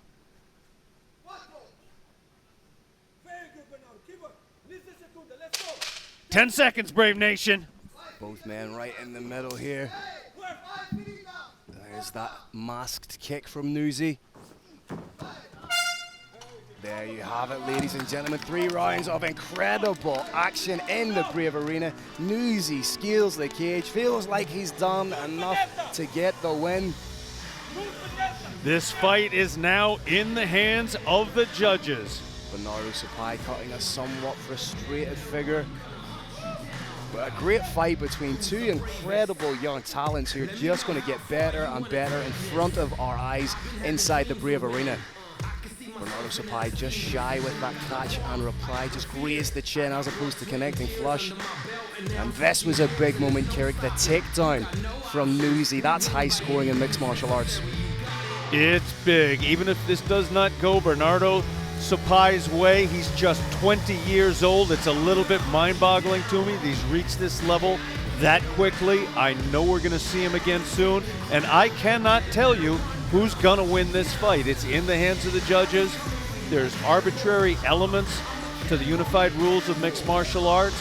I don't know who's going to win. We're going to find out fairly shortly, though. There is a card runner. The card runner is going to each judge's table, grabbing their card. The card is then taken to the head judge's table. The head judge is tabulating the scores. Once the scores are tabulated and the commission has looked it over, it goes to Carlos Kramer, and he tells us who won. As soon as we see the Roaring Lion himself start to ascend the steps into the cage, we know that there is an official decision. Right now, it's taken a little bit longer to collate the cards, which often means that it might have been a difficult fight for the judges to score, but as we often say, Carrick, neither you or I are professional judges within the sport of mixed martial arts. What we see as fans and commentators is completely different to the analytical eye of a professional MMA judge. That's absolutely true. Brave Nation, if ever you hear a judge's scorecard and you don't agree with it, it's because often the judges are literally looking. Their eyes are on a different place than yours are. If you're a particular fan of a fighter, your eyes are on that fighter. You'll like him or her. You like the fighter, of course you're going to look at him and you're going to see more of what that fighter does than does the other fighter. The judges are trained to keep their eyes equidistant between the two fighters, so as much as humanly possible, they can take in the action on both sides. So if you ever hear a score and you don't understand it and you're like, how did they call that? What were they looking at? It's because judges, world-class judges like we have here in Brave Combat Federation, they literally are looking at something different. Their eyes are in a different place than are yours. Well, the Roaring Lion has just prowled behind me, is inside the cage. Ladies and gentlemen, we have an official decision. Carlos Kramer, who takes the win. All right, Brave Nation, what an incredible back and forth battle we had right here in the Brave CF 49 Super Fight Cage. We go to the judges' scorecards after 3 rounds. Your first judge scores about 29-28 Sopai. Your next judge scores about 29-28 Newsy. And your third judge scores about 29-28 for your winner. Out of the blue corner, Francesca Nuzzi! There you have it, ladies and gentlemen. Francisco Nuzzi in his Brave Combat Federation debut gets the win in a hard-fought battle between two incredible talents at 24 years old and 20 respectively. They are just going to get better and better, and who's to say a little bit on down the line we don't run this fight back. Absolutely. Little bit of a nail biter there, Phil. Let's take a look at our action from Green Hill. You're seeing those long shots from Berserker. And again, those long shots landing from the outside, devastating effect. But Bernardo Sopai can also take a lot of heart from this fight. That split decision means that one of the judges watching the fight thinks that he won it. So he did give a solid account of himself, but right now the fight belongs to Francisco Nuzzi. He put in an incredible performance, picks up his first win in Brave Combat Federation and extends his unbeaten run to 8 fights. Terrific and impressive job from both of our Brave Combat Federation athletes. And once again, we see Francisco Nuzzi lunging forward from the outside, landing those clean shots. Body head follows it up with a beautiful kick. Any single one of those shots could have done it. Nice answer right there from the Lion King. Caught the kick, didn't go for the takedown, went for a big shot. Switch defended now expertly by Berserker. Nuzzi gets the takedown he was looking for, moves forward. And again, this was a back and forth battle, as you can see. Lion King giving as good as he got many times over and again. This bout is presented by Brave Nutrition. Behind the athlete, there are hours of training. Behind every hard training is Brave Nutrition. Gamzat Magomedov is looking for his 3rd straight victory in the bantamweight division when he faces off against Matisse Zaharovs, one of the biggest undefeated rising stars in Europe. Coming up next, Gamzat Magomedov takes on Matisse Zaharovs in this bantamweight contest. All right, ladies and gentlemen of Brave Nation, let's continue our historic Brave 49 Super Fight Night. Nation, this next battle is 3 5-minute rounds in the bantamweight division. Brave Nation, introducing your first warrior. Fighting out of the blue corner, this man's a mixed martial artist with a professional record of 4 wins and no losses. He stands 172 centimeters tall and weighs a ready 61.7 kilograms. Representing SBG Port Arlington, Ireland, and fighting out of Ireland by way of Latvia. Please welcome Matisse Zaharovs.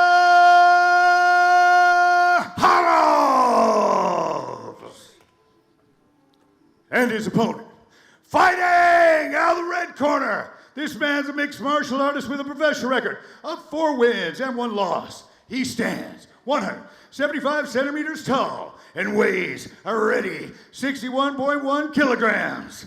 Representing KHK Team Bahrain and fighting out of Dagestan, Russia. Please welcome Gamzat Magomedov.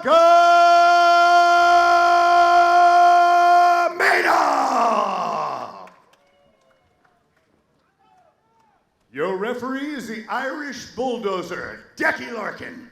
Big thanks to Arwa, our beverage sponsor. Gamzat, 25 years old, Matisse, 23, slightly taller is Gamzat, and this fight has dynamite, has fireworks, has excitement written all over it, Keurig. Matisse starting with a nice wide base. Matisse is such a devastating striker. I could predict a quick end of this fight, but Gamzat Magomedov has incredible endurance. He's got an iron chin. I think this fight is going to go back and forth and back and forth. Matisse also showed against Bilal Tipsayev that he does have a quality wrestling pedigree. And let's not limit Gamzat. You know, there's a misconception that Gamzat is just a wrestler. He is an incredibly well-rounded mixed martial artist. He's very dangerous with the hands too. 2 wins by way of KO or TKO. Shot gets through there for Matisse Zaharovs. You can hear Philip Malpeter in his corner, giving Chris Fields a run for his money as the loudest corner man in the history of mixed martial arts. There's a little bit of a stereotype about Russian fighters that they tend to be wrestling heavy. He's a KHK Team Bahrain fighter. He is a complete fighter. Matisse staying on the bike, constant movement, perpetual motion to his left and his right. Does not want to be a static target for someone like Gamzat Magomedov.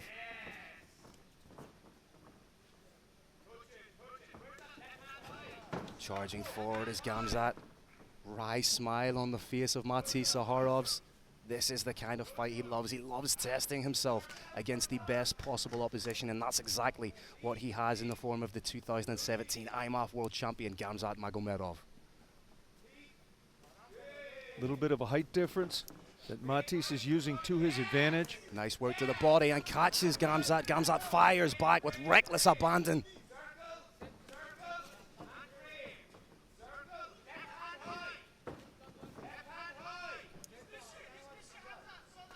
Need to be wary of that piston-like left straight right down the pipe from Matisse Zaharovs. He's having a little bit of success with that front kick to the stomach.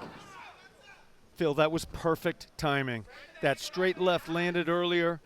Corner was like, keep your hands up. Second time that came in on a single. May well be able to get it down to the ground. If he can, it'll be extremely telling in the outcome of this fight. And he did it. And that is the freakish strength of Gamzat Magomedov, and here we see just how nuanced and clever his wrestling is. Momentarily elevated the hips of Matisse Zaharovs, and Zaharovs is in the deep, shark-infested waters of the ground with Magomedov. Hard to take a man down, but statistically it's even harder to keep him down in mixed martial arts. We are seeing an outstanding job from the KHK representative in keeping his opponent down. Nice work from Gamzat Magomedov to bring Matisse Zaharovs into the center of the cage, away from the cage wall, whereupon he may have been able to use it to get back up again. So much more difficult to get up in the center of the cage as opposed to being pressed And against if you it. do make it up, as you're seeing right here, your opponent's gonna have your back. There's no cage that you can push your back up against and stop the back take from happening. Excellent technique going back and forth. Nice work from Matis Zaharovs to get the feet, or to get the fight back to the feet. What he needs to do now is break that grip and turn inside towards Gamzat. This is the subtlety of mixed martial arts. This is the battle within the battle. Gamzat back on that high crotch. Solid defense. Trying to work that single leg. Ran the pipe successfully, but it is hard to keep him down. Ankle pick. That is beautiful work from Gamzat, and then beautiful defensive work from Matis Zaharovs. You just had an illustration there, Brave Nation, about why when you stand up, you want to have the fence on your back. Your opponent it's much more difficult for your opponent to take your back if you've got a fence to jam it up against. Zaharovs momentarily threatened with the guillotine, but he now has the hand post. It hasn't been taken down entirely, but Gamzat doing the right thing by trying to shelf those legs. Now he takes the back right in front of us here in our broadcast position. Breaking the grip is Matis Zaharovs. Trying to get that heavy whizzer, but Gamzat really is just all over him like white on rice trying to get that takedown. Possible figure four on the wrist coming. Using it more so as a defensive technique to negate the takedown, but Gamzat just springs those hips out from underneath Matis. Once again, Brave Nation, as always in the sport, there's a risk reward when you try, boom, down to the ground. When you try and hit, when you're pushed up against the fence, it does compromise your balance to an extent, and you're more likely to end up down on the ground like you saw right there. Cheeky little back elbows there from Matis Zaharovs in the closing stanzas of this first round. Ooh, exciting round. Two give each other a little look of respect. Obviously, the KHK team, Bahrain guys, are incredibly well conditioned, but sometimes that type of offensive wrestling style can deplete the cardio of the offensive wrestler as well. Absolutely, Phil. Moving purposefully on the outside, throwing the occasional inside low kick, throwing that long jab does not, relatively speaking, take up an extraordinary amount of energy. Getting in tight on those hips, switching, single, double, high crotch, taking the back, trying for a back body lift, slamming the opponent down, trying to scramble. It takes a lot of energy. We see now Matis Zaharovs is standing in his corner. He doesn't even feel the need for a stool. Extremely impressive, and there is the call for seconds out. Decky Larkin's not having it. He's going to start shoving fools momentarily. Now, this is the best possible outcome for Matis Zaharovs. Every fight starts standing, and this is exactly where he wants to be. He was having some early success with the hand, so every fight, as we say, starts on the feet. But in order to throw a shot, you have to get yourself out of position to defend a leg attack. Beautiful long side kick. Not seen too often. There's a little bit, I think that's a sponsorship logo on the shorts of Matis Zaharovs. There's a little bit flapping there. Referee Decky Larkin might get rid of that, but it doesn't seem to be impeding the fight in any way, shape, or form at the minute. Matis trying to land that jab to straight combination. Gamzat fires back with a big overhand. May use that big overhand to work his way in for the clinch takedown. And what I like so much about the work of Gamzat is it's all about those upper body tie-ups. He is a master at digging for the underhook. Again, Matis Zaharovs trying, those kicks are basically window dressing. That's what he's trying to land.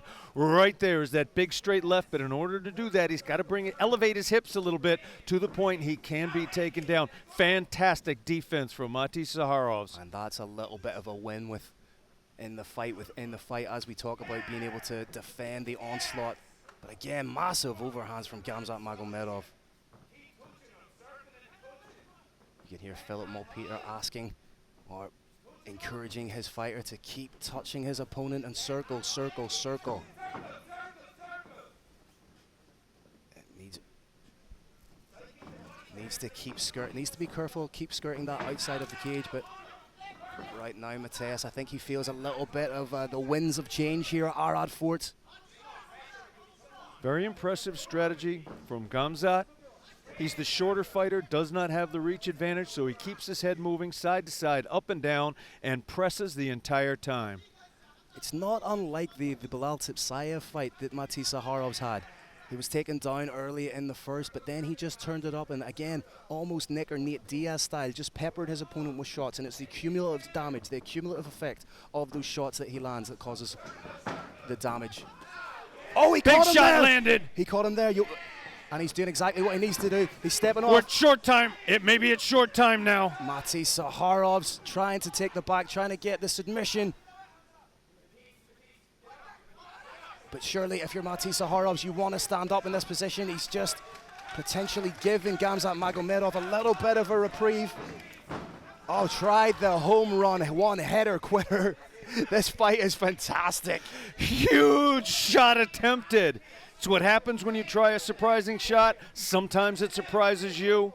Magomedov now in exactly where he wants to be, letting his head clear in deep on those hips. I was just about to ask you, Carrick, is this enough time for Magomedov to let the cobwebs clear a little bit and regain his focus, senses, and equilibrium? Liver shot goes away in about 48 hours. Body shot goes away in about 2 minutes. Head shot goes away in 5 to 10 seconds. Absolutely. The KHK man's head is now clear. Big high crotch being attempted and successfully completed by Gamzat. Perhaps a little bit of frustration on the part of Mati Saharovs, knowing that he had his man hurt and now eating some shots. There's an adrenaline dump that can occur when you think you have the fight won and you put everything into it and it doesn't happen. When your man guts through and is still standing in front of you, it does have a tough effect on an awful lot of fighters. But what Mati Saharovs has shown is that he does have the ability, he does have the power to hurt Gamzat, and right now he's showing solid takedown defense. Trying to get in, create a little bit of separation.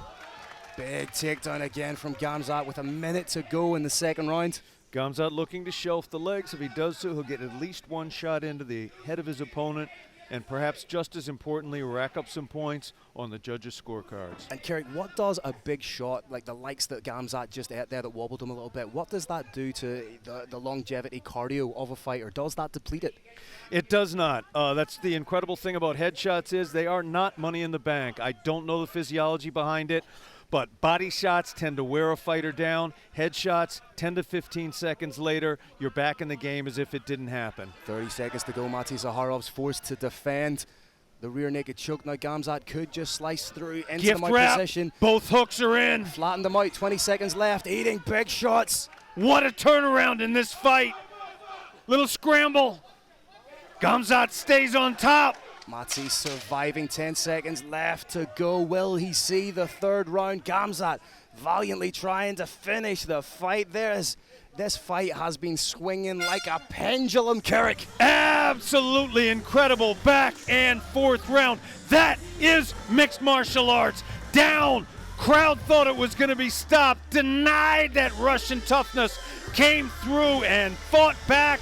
And it was nearly winning it at the end of the round. Here you see the smart work from Mati Saharov. Stick and move, land the big shots, wobbled Gamzat Magomedov, and surely that has to be the game plan. Perhaps a little bit of youthful exuberance from Mati Saharov's diving in the way he did. Philip Malpeter in the corner of Mati's will be telling him, get on your bike, land your shots. But what are the KHK team Bahrain guys telling Gamzat in the corner, Carrick? They are telling him his man is going to get in a bicycle, circle from the outside, and try and throw those long shots. They're going to tell him when those shots come in, level change, try and get in on the hips and do your thing. Switch from the double to the high crotch to the back. He's had great luck with it, but when he gets it down to the mat, he's got to be just a little bit more aggressive. He's got to take some chances and try and stop him. So if Matisse is being told to get on his bike, Gamzat is being told to puncture those tires. Incredibly exciting third round in prospect here. Gamzat's got to feel a little momentum now. But Mati Saharov's he's got the eyes of a wild man that just loves the fight. Be interesting to see the first big shot that Mati Saharov's tries to uncork.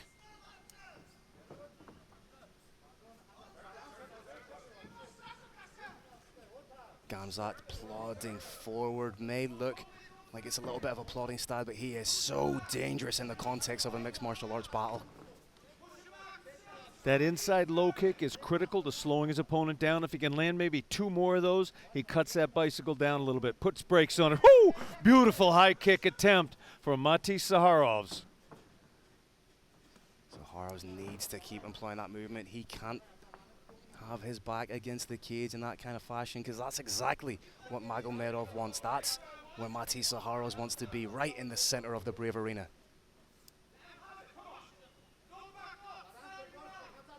Philip Malpeter calling for Mati Saharovs to stand his ground and land his shots. Nice work from Mati Saharovs to defend the takedown, but Gamzat also gets a shot away. Like to see Gamzat move that head just a little bit more from side to side. Getting just a little predictable, moving straight in. Oh, big shot to takedown from Gamzat. Oh, nice elbow from Matis, but that's a huge takedown. Boom, down to the ground.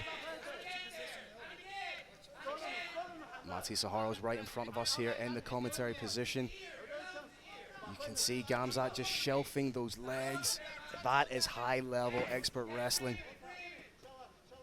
Gamzat trying to transition into the side control.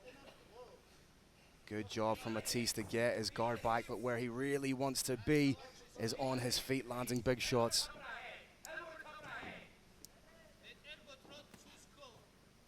Has the potential to land elbows from the bottom. Gamzat again trying to transition to the pass. Once again, Phil, I cannot express how impressed I am. Gamzat Magomedov coming back from what I thought very well could be the end and is once again in ascendancy on top. Showed just how supremely conditioned he is by recovering and scoring a takedown of his own. Needs to be wary of the head-arm triangle here, does Matis. Does so and gets the arm out of danger. You'd like to see him try and get the feet on the hips to try and push away, to try and create distance, but against someone like Gamzat, that's so much easier said than done. Phil, fans do, of course, love to see those legs go open, see an armbar attempt. I don't think that's wise here. I don't think an armbar would work. I do think it would end up with his opponent top cross side. 2 minutes left in the third and final round. Saharovs needs to implement that renowned cardio, get his back to the cage post and get up.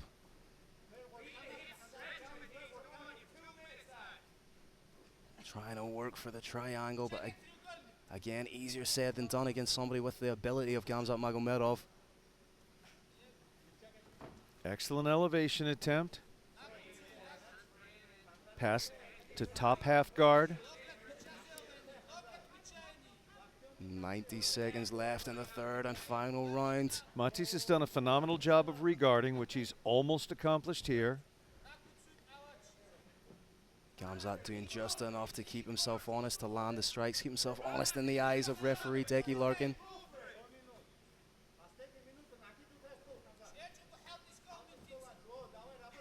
Steps over into the half guard position, and with a minute left, it really is do or die right now for young Mati Saharovs.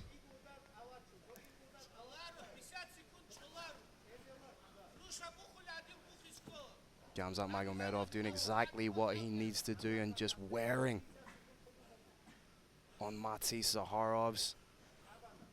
Looking to set up that arm choke again. It was denied by Mati Saharovs, who to his credit is showing off an excellent guard, and a guard when your head is up against the cage, the Brave Combat Federation cage, is no kind of guard at all. Nevertheless, he's doing a good job of protecting himself, but as you can see, not fully. He is taking shots to the head. He is in position to possibly see a submission set up. He's now out. With just 20 seconds left, might Mati Saharovs rue the moment where he shot in and tried to take the back of Gamzat midway through the second round? Shots being landed by Gamzat, who finishes the fight on top. Both these men have earned one another's respect. This was an incredible fight between, again, two absolute warriors, young talents who are only going to get better and better here in the Brave Arena. Here we see the work from Gamzat charging forward. lands the big strike into the takedown, and that is his bread and butter right there, Kerry. It is, Phil. Most people see the excitement in mixed martial arts as being what happens in the cage when the fight is going on, but there is excitement too in the score. I don't know what way these judges are going to go, and I'm nervous. I can make an argument either way. I know who I think is ahead. I'll let you know if it's the way I thought, but I am excited to see which way the judges call this one. Incredibly exciting battle. It was like watching 3 different fights in 3 different rounds. Absolutely incredible performance from both men, and be interesting to see which way the judges interpreted the fight. As we know, more often than not in mixed martial arts, wrestling is king. Interesting to see if that is what has transpired here tonight at Brave Combat Federation. 49 super fights, and Kerrick, we still have 4 incredible bouts left. We have Mohamed Mokayev versus Abdul Hussein. We have Ikram Aliskerov versus Miro Jurkovic. We have Shorty Torres versus Blaine O'Driscoll, culminating in Luan Miao Santiago taking on Benoit, God of War, Saint-Denis. Carlos Kramer is ascending the steps, making his way into the Brave Arena here at the incredible, the iconic Arad Fort. Ladies and gentlemen, we have a decision. Phil, all 4 of those fights you mentioned are, in a word, super fights, or maybe that's 2 words.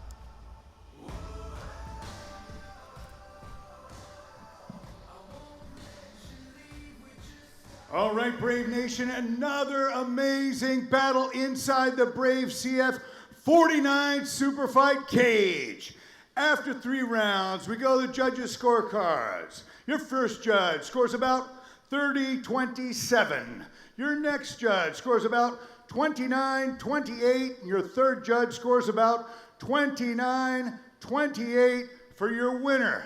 By unanimous decision, out of the red corner in Cage KT Bahrain, Gamzat Magomedov. Phil, I'm letting out a little bit of a exhalation of relief here. You never know what's going to happen when you leave it in the hands of the judges, but these fighters did everything in their power not to. Like we say, or we often say here in mixed martial arts, wrestling and ground dominance is king, and that's what we saw from Gamzat Magomedov tonight. Indeed, Phil, indeed. We're looking now at the Green Hill replay. Magomedov moving forward, just missing with 3 big shots. This is how the bout was won. In on that high crotch, elevates his opponent, sweeps the leg, again has the back, sinks his hip, slams the opponent down to the ground, but Gamzat's got hands too, as you can see in front of you. Throwing bunches and punches, driving that shin into his opponent's forearms. Ate some big shots for his trouble there. Look to get in on there. Ate another shot, but answers, always answers. This is the moment I thought the fight could be over. I gotta slap myself in the face for doubting that Gamzat Magomedov could power through all that, because power through it he did. Ended up here in full mount at the end of round 2. Raining big shots down. Almost a reversal of fortunes there, but no, the KHK MMA exponent stayed on top, threw a flurry, got in on the hips, and once again showed why he won that fight. It was dominant top control. And this is not lay and pray. This is not wall and stall. This is wrestling in strikes, and you see the reward right there. This bout is presented by Brave Nutrition. Behind the athlete, there are hours of training. Behind every hard training is Brave Nutrition. Mohamed Mokayev is looking to make a statement in his flyweight debut as the Punisher takes on a fellow amateur world champion in Abdul Hussein. Coming up next, Mohamed the Punisher Mokayev faces off against Abdul Abba Hussein.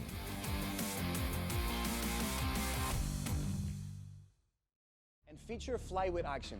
two former IMAF, European and world champions collide as the most talked about young fighter in the history of the sport. Mohamed "The Punisher" Mokaev seeks to continue his incredible 27-fight unbeaten streak when he takes on the always dangerous Finland-based fighting machine that is Abdul Abba Hussein.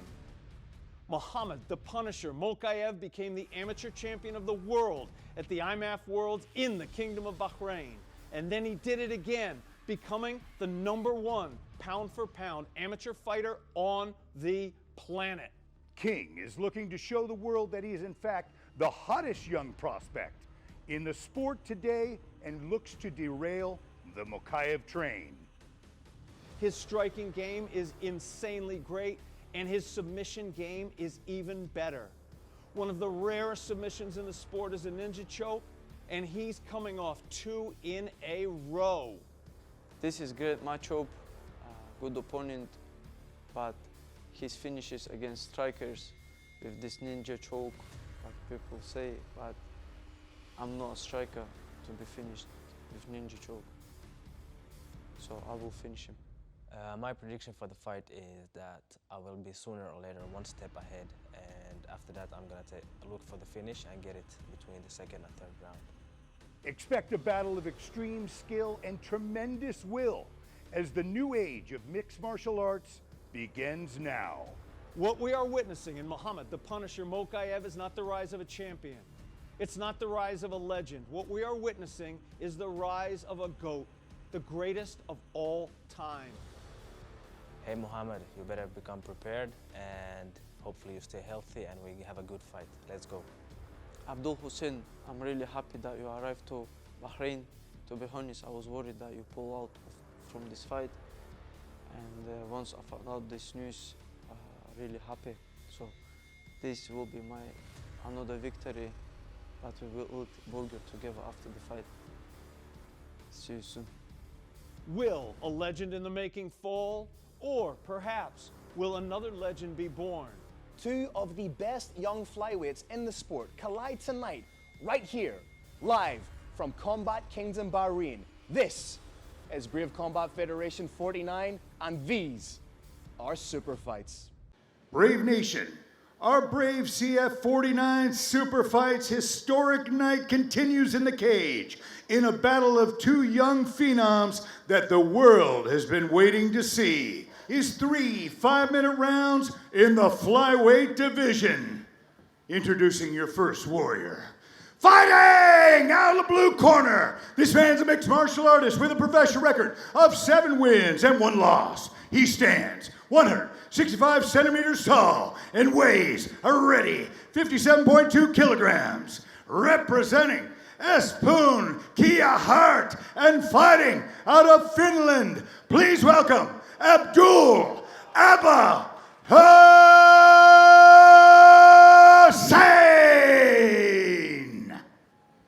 And his opponent, fighting out of the red corner, this man's a mixed martial artist with a perfect professional record of 4 wins and no losses. He stands 175 centimeters tall and weighs a ready 57.2 kilograms. Representing KHK Team Bahrain and fighting out of England and the magnificent Kingdom of Bahrain. Give it up for Mohamed "The Punisher" Mokaev.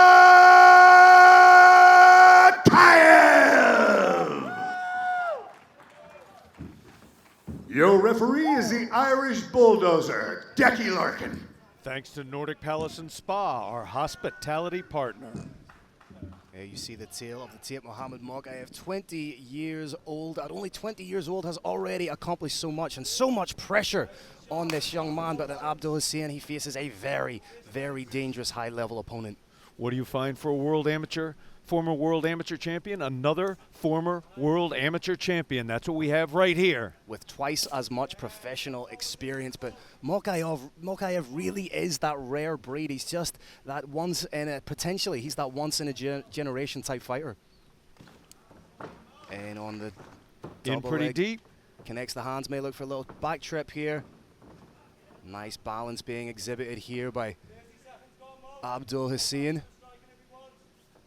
That's got to be a big moment for Abdul Hussein, but it did not last.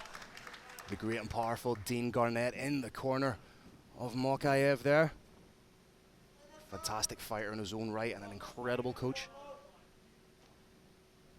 Mokaev keeping those hips pressed tight, tight, tight to his opponent to prevent any knees when he wants to. He pops back momentarily, drives the knee straight down the center, and sinks those hips again. And because he has so much experience in wrestling, so much experience in amateur MMA, he exhibits a quiet type of calm that you don't see in a 4-0 professional fighter. A little bit of separation there. Abdul Hussein trying to stay right in front of Mokaev, not give him time to settle, try and land the strikes of his own. Brave Nation, watch Mokaev's head. It will never stop. That head is always going to be moving in a circle, side to side. Beautiful ankle pick from Abba. It was a heavy shot to the body from Mokaev there, but Abdul Hussein walked right through it, now showing very heavy hips right now. We'll just get to see how good the ground and wrestling is. Mokaev trying to trap that arm. Trying to hit that switch kick.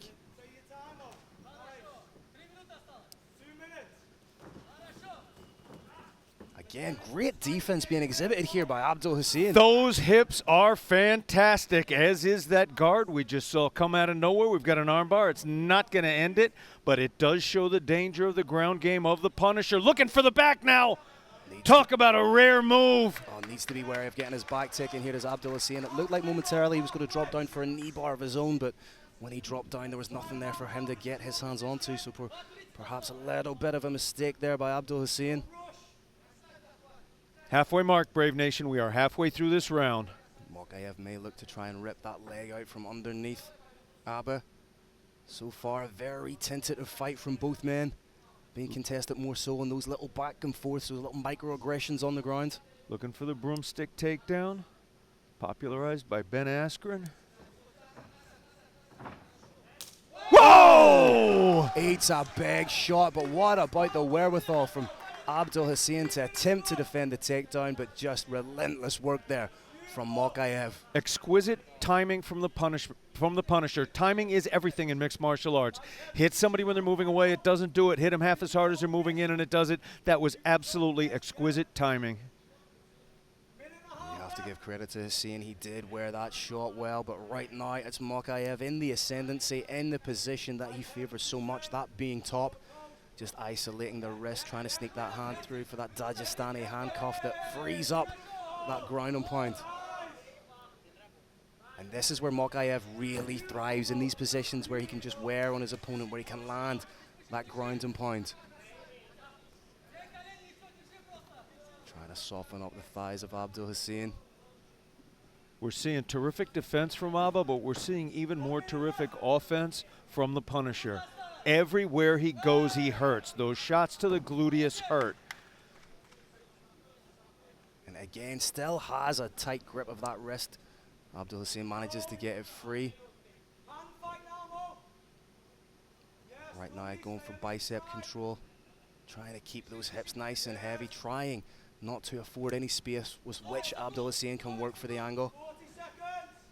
Needs to be wary of sneaking out the back for something here. Potential omoplata attempt. No, right. Mokaev rides it out, still in the dominant position. That arm looks safe, doesn't look to be hyperextended in any way, shape, or form. Shoulder is safe.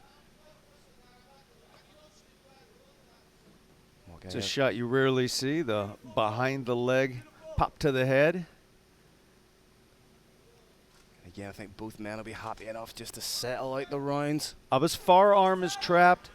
There's a chance of that near arm being trapped as well. It would have been some big shots coming in. There may be just one at the end anyway.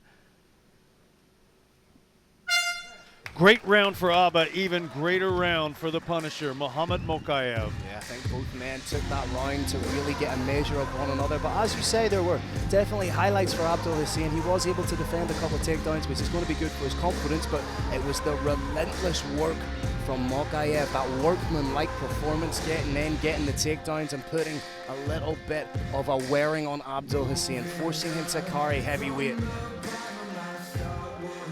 You see the work, and that's that head kick. It was more so the flat of the foot that slapped in the face, and there was a good sprawl from Abdul Hussein, but again, the workman liked the work rate of Mohamed Mokaev to turn the corner and get that takedown. Phil, I loved Abdul Hussein's response to getting kicked in the head. He took his thumb, brushed it against his nose.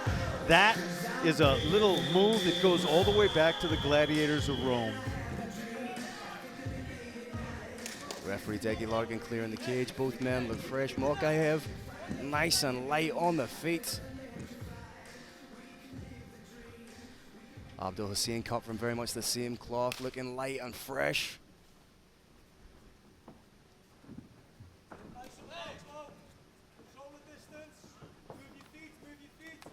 Mokaev throwing some nice feints and ducks under beautifully on the takedown.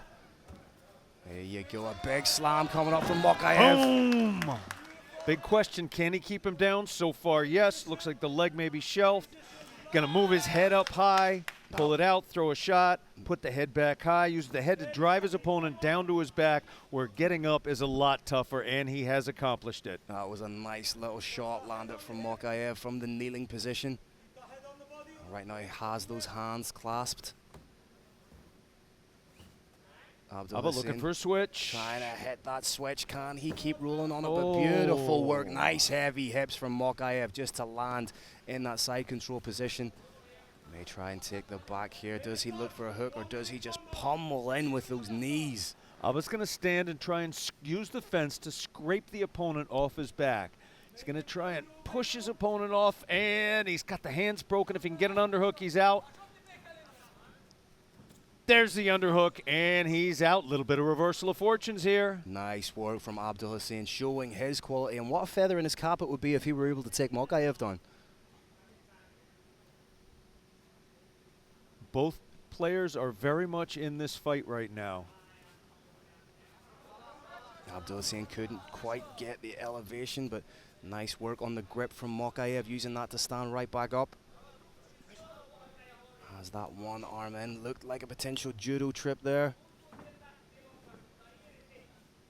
Abdul Hussein, as soon as he tries to get him down, but beautiful reversal there from Mokaev, turning what was an offensive, or the defensive position on his part, into an offensive position. May look to get in on the single here, needs to run the pipe on it. And down. He's got his opponent down to the mat. What's he going to do with it? Is he going to have to spend a lot of energy trying to keep him there, or is he going to have a chance to start throwing some shots? We're going to find out in about 3 seconds. Abdul Hussein trying to work for that triangle, lets go of the wrist, but trying to work in for that knee shield, creating a little bit of distance. Looking for that knee bar again. He's trying to dive in on it, and as we've said earlier in the broadcast, the problem with a lower limb submission is you have to really commit both arms, hands to it, which it then exposes your face to some nasty, nasty ground and pound. Midway point of the fight here, Carrick, and give us a quick summation of how you feel it's been going. It's been going the way of the Punisher. Absolutely, Abdul Abba Hussein is doing himself proud. He's giving as well as getting, but the round is not breaking his way sufficiently to turn this into a 10-round. No sooner do I say that than he gets slammed down to the ground, but he's stuck in a guillotine.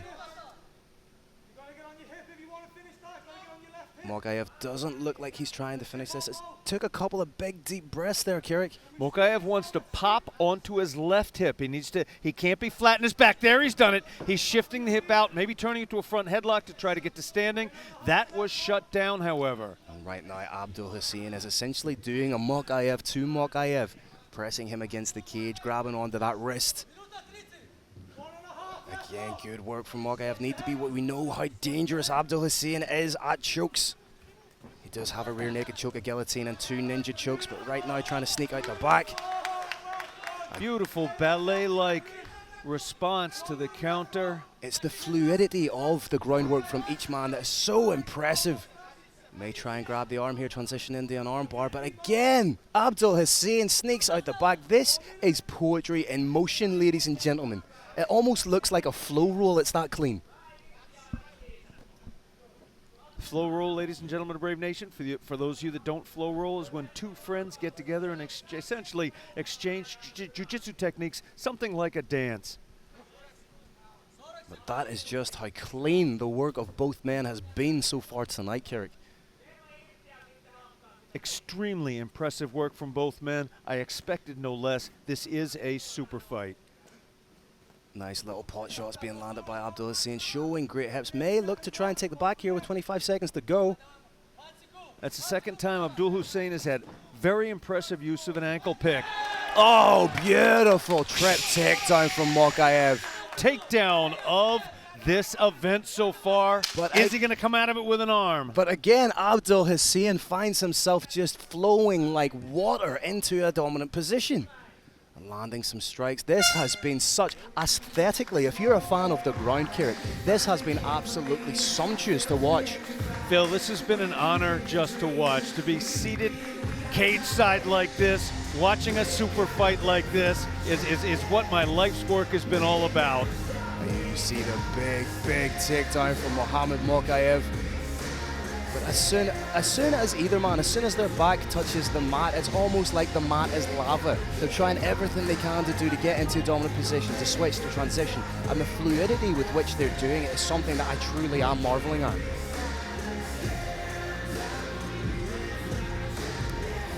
Mokaev's kinesthetic awareness, his ability to know where he is without actually using his eyes, is extraordinary.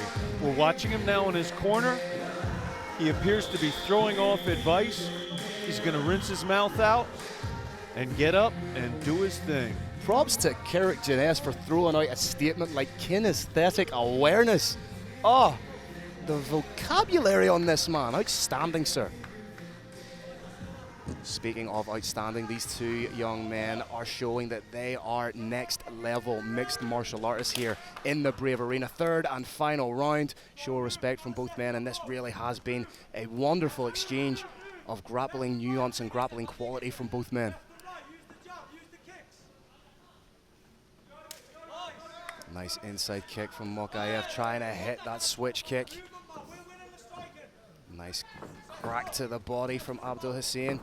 Defending the takedown well. Phil, Hussein looks like he thinks he may be down 2 rounds to none. Looks like he, whoa! But again, a there transition. It was. And then Abdul Hussein bounces right back up to his feet. This is gorgeous. We're going to have to get some physicists in here. There may be a little gravity leak in the Brave Combat Federation cage. These two are moving like they're in outer space. How do you even begin to score those kind of exchanges, Carrick? Right now, I'm just standing back in awe. That is snatch double, head pops out.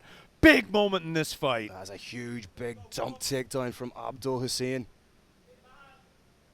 Mokaev taking a little bit of a breather there. Maybe trying to work for that triangle. Attempt coming, not too close yet. Abdul Hussein doing the right thing by keeping the hips of Mohamed Mokaev compressed, and may end up just rolling him to take a back position here. But now Mokaev lands up on top. There should be a little counter in the corner of the TV screen that just pings every time they exchange positions. And now Abdul Hussein's on top. I cannot keep track of how much these men are exchanging positions and just how much I'm enjoying this fight, Carrick Jeunesse. Brave Nation, this is mixed martial arts. This is an art. What you are watching here is art. It's beautiful. Mohamed Mokaev just needs to turn in towards, but then Abdul Hussein popping himself back up, trying to defend the onslaught, the takedown of the relentless Mohamed Mokaev.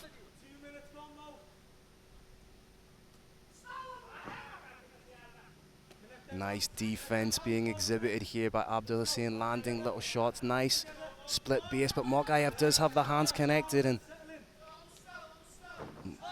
Abdul Hussein momentarily looked like he was trying to hit the switch, but working to his feet again. Will it be a case of working to your feet just to be taken down again? Trying to dig in and hit a switch, has the underhook of the leg.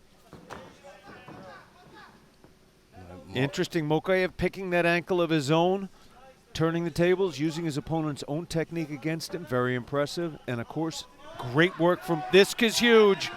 Something big's happening. Boom! Oh, may have landed on his head there a little bit. That was a different kind of a thud, but Abdul Hussein chooses not to dig in for the guillotine, as we see so many fighters do in this position. using the knee shield there to create a little bit of space, and now trying to get a takedown of his own. Mokaev transitions to the back beautifully, has the hooks in. No, he does not.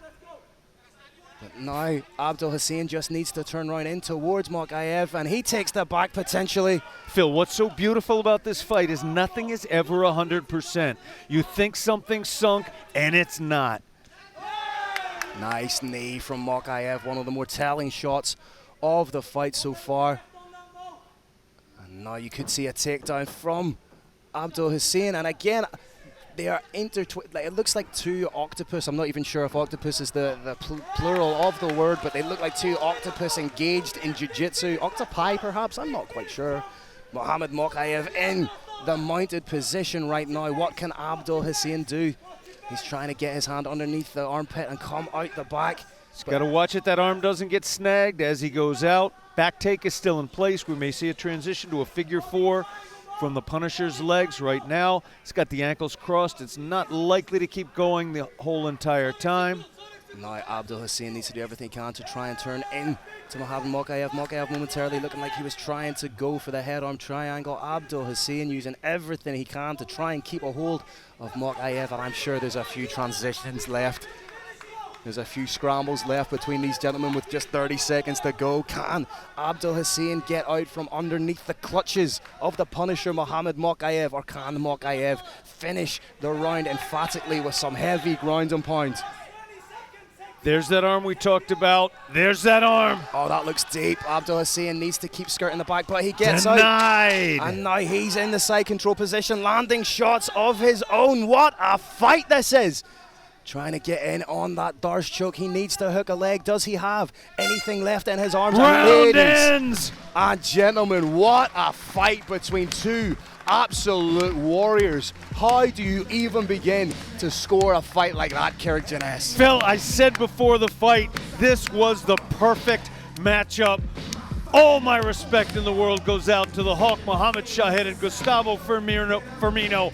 I said they found the perfect fight for Mohamed the Punisher Mokaev in an Abdul Abba Hussein. They found it. Just seeing some of the action here from the third and final round. Big slam from Mohamed Mokaev. But again, it was just transition to transition, scramble to scramble, and both these guys have proved that they are genuine upper echelon flyweight fighters. What a fight, what an exchange, and what a performance from both men. In a perfect fight, Phil, nobody ever gets 100%. You have an opponent's offense, you have an opponent's defense, and those match up so perfectly that nothing is allowed to completely happen 100%. That's what we saw here. One of the best technical battles I can remember, and it was not short on excitement. Be interesting to see, as always, when we go to the judges in this type of a fight, what way they have gone. Where have they placed the emphasis on their scoring? Is it the initial takedown? Is it the transition to that? Is it the secondary transition? Is it even the tertiary transition in mixed martial arts, Carrick? Exactly, Phil. Once again, I am excited. This is an exciting moment. I do not know what the judges are going to call, and I can't wait to find out. Carlos Kramer, the roaring lion of Brave, once again ascending his way to the cage, which means we have an official decision. Referee Deggy, the Irish bulldozer Larkin, brings both men into the center of the cage. Carlos Kramer, who won the fight?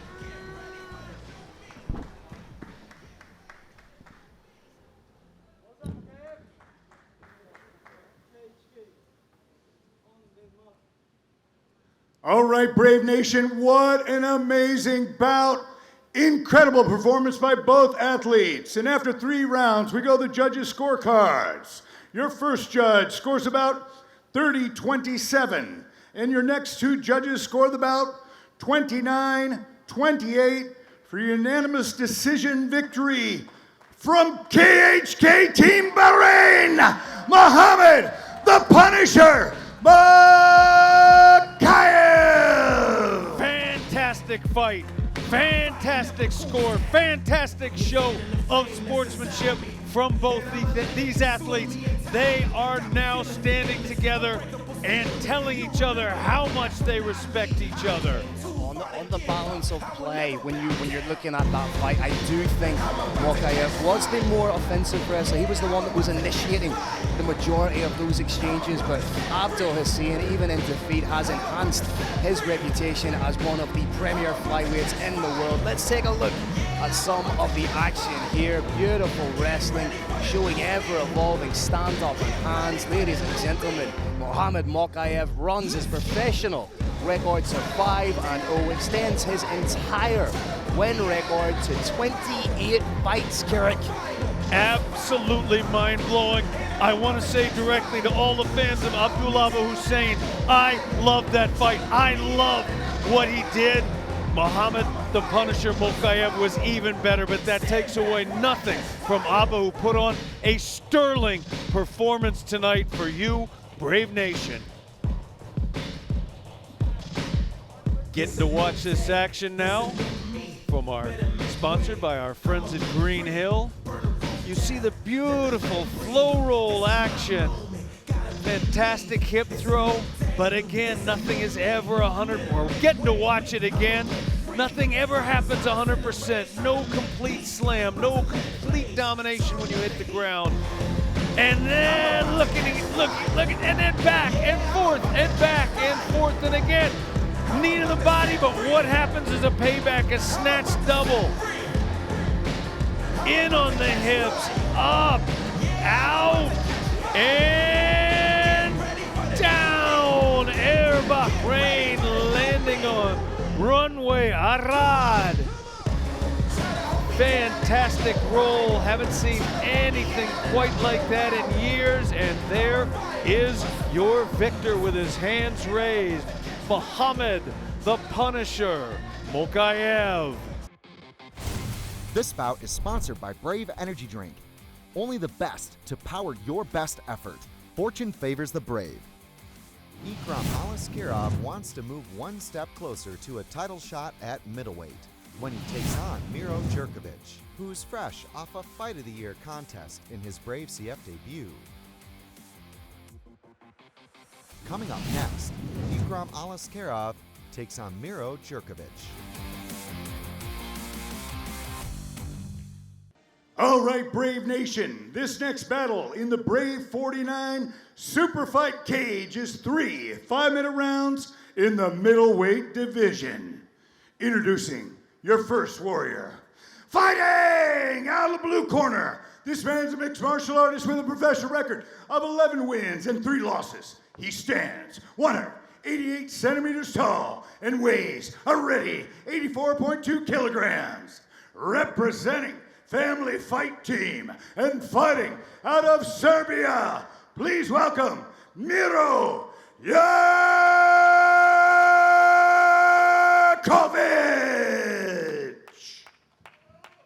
And his opponent, fighting out of the red corner, this man's a mixed martial artist with a professional record of 10 wins and 1 loss. He stands 183 centimeters tall and weighs a ready 83.7 kilograms. Representing KHK Team Bahrain and fighting out of Dagestan, Russia, please welcome Ikram Alaskirov.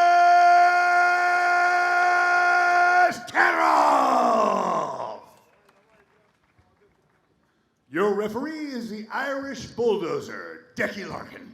Thanks to Sabarco Car Group, our gold sponsor. You can see the tail of the tape there, 28 years of age versus 33 years of age. Slight height advantage goes to Miro, and we are ready to throw down. Big question, Phil. Is Ikram going to go for the takedown early, or is he going to stand and trade? Be interesting to see. We know that Mirko wants to bite down on his mouthpiece and get engaged in a firefight. Was one half of the Brave Combat Federation 2020 Fight of the Year at Stockholm, Sweden, when he took on Andreas Gustafsson in a bloody war. It's a little mind-boggling, but this is the 9th time Ikram Alaskirov has entered the Brave Combat Federation cage.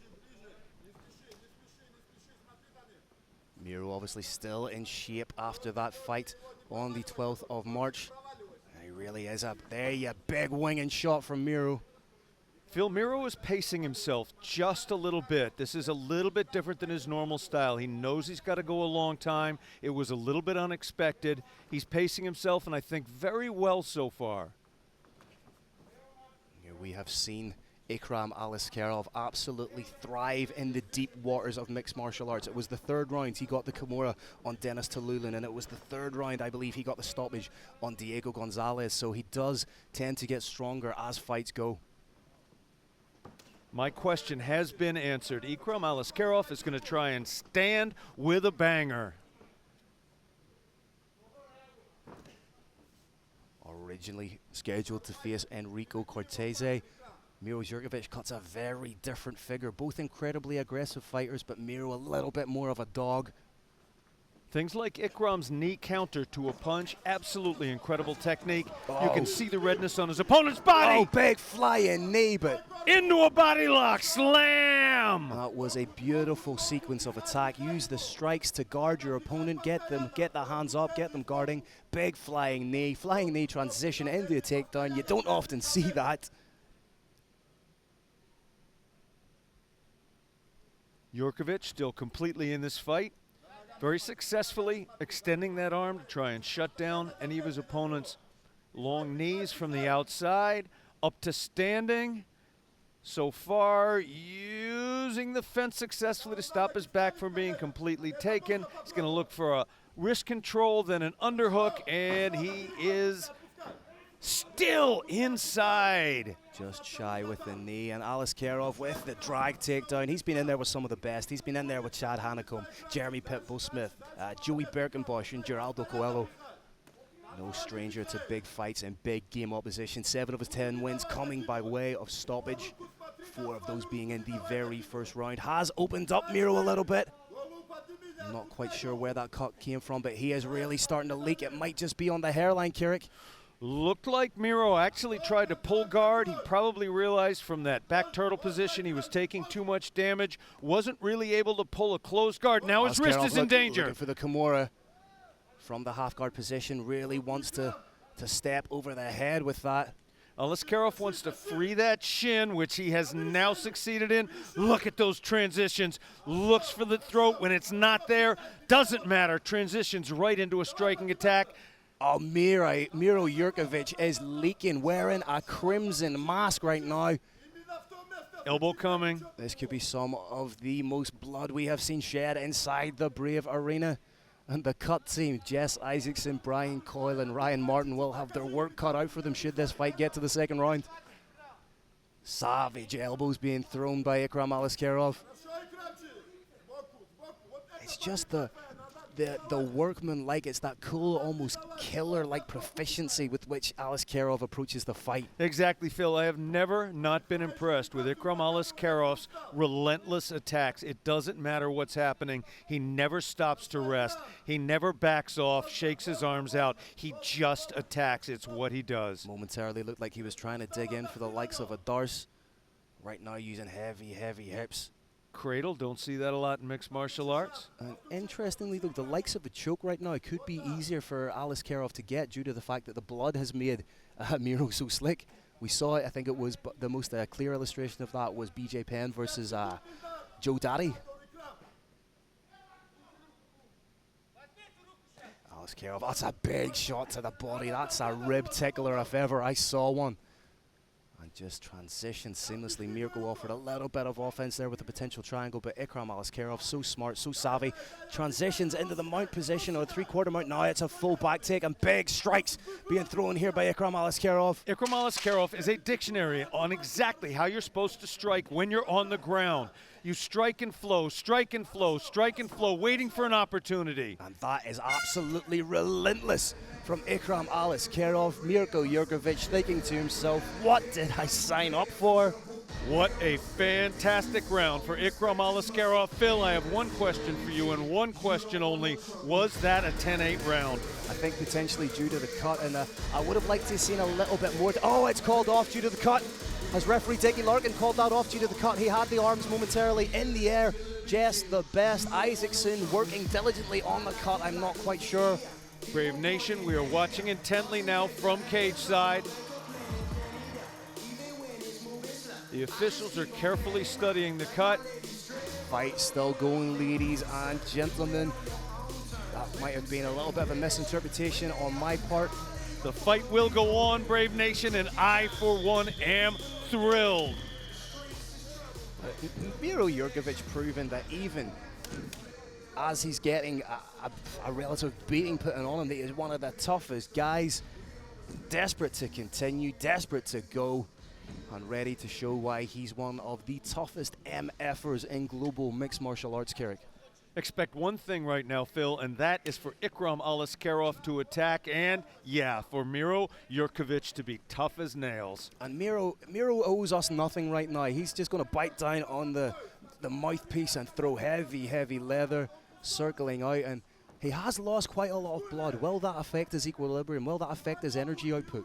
Not that amount of blood actually will not. What could do it is a broken nose where the blood goes into the lungs, but right now the amount of blood he shed will be just fine. That's a beautiful underhook body lock takedown, and again slices through right into the mount position in front of us. Strikes coming, and as the position is lost, he'll just transition to another one. Ikram Aliskerov never stays anywhere too long. Knows when to hold him, knows when to fold him. Right now, he's just relentless with his positional and striking attack, back to back and at the same time. Mount, back mount, head-on triangle potential mount. here. Head-on triangle, but Miro tries to roll with it. Ikram Aliskerov forced to readjust.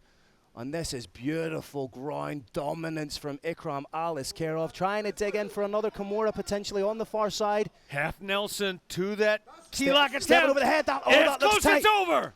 That is beautiful. What a performance from Ikram Aliskerov. But you have to give credit to Miro Jurkovic, taking the fight on short notice. Again, the type of fighter that just enhances his reputation. But right now, let's talk a little bit about Ikram Aliskerov. Is he potentially next in line for a shot at the middleweight title? Absolutely he is, Phil. What I love about this man is he never stops attacking, but he doesn't take any single attack too hard, too long. You see fighters who are up with strikes, they'll unleash a flurry, and if it doesn't work, they get a little gassed. They get in on the legs looking for a takedown, and they won't let it go. This was a perfect example. Perfect, I'm not using that word lightly. Example of how you attack in mixed martial arts. And that is a perfect example of how to stop it. When you get the arm in that position, there are two ways this ends, a snap or a tap. It was the latter. Second win in a row for Ikram Aliskerov by Kimura. He may have found his new go-to favorite submission. Absolutely stunning stuff, but again, credit to Miro coming in short notice, taking the fight against one of the best middleweights in the world. Speaking of one of the best middleweights in the world, Ikram Aliskerov has shown just why he is so highly thought of in global mixed martial arts. Carlos Kramer makes his way to the cage. Let's make the decision official.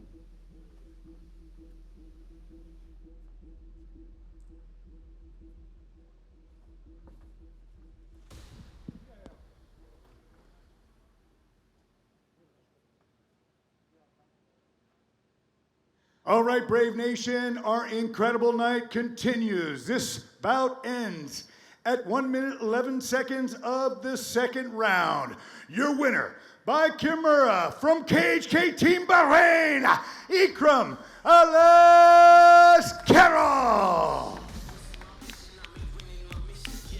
There you have it, ladies and gentlemen. Carlos Kramer making it official. Ikram Aliskerov with a fantastic win by way of Kimura against the tough as Niels, the guy that will fight any man, anytime, anywhere, the one and only Miro Jurkovic. And the sky really is the limit at the minute for Ikram Aliskerov. We see a little bit of the action from the fight. Ikram showing that he's heavy-handed, using the flying knee as the transitionary step into the takedown.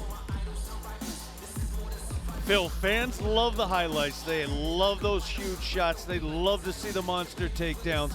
They love to see a submission come out of nowhere. But I also love the strategy. I also respect the strategy, and that strategy was fantastic.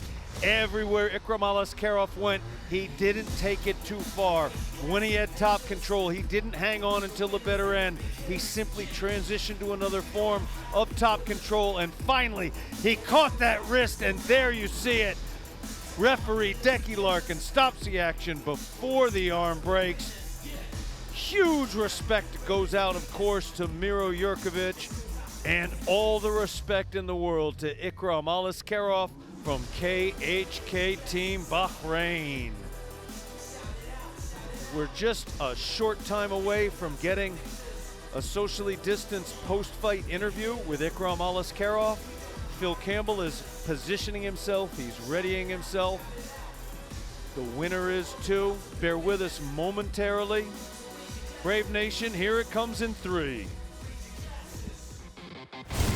This bout is brought to you by Brave Gym. Training for mind, body, and spirit. Brave, it's more than a gym. Jose Torres is looking to make a statement tonight and move on to the featherweight tournament semifinals as he takes on Blaine O'Driscoll, who is eager to crash the party and earn himself a spot between the top 4 in the tournament. Coming up next, Jose Shorty Torres takes on Blaine O'Driscoll.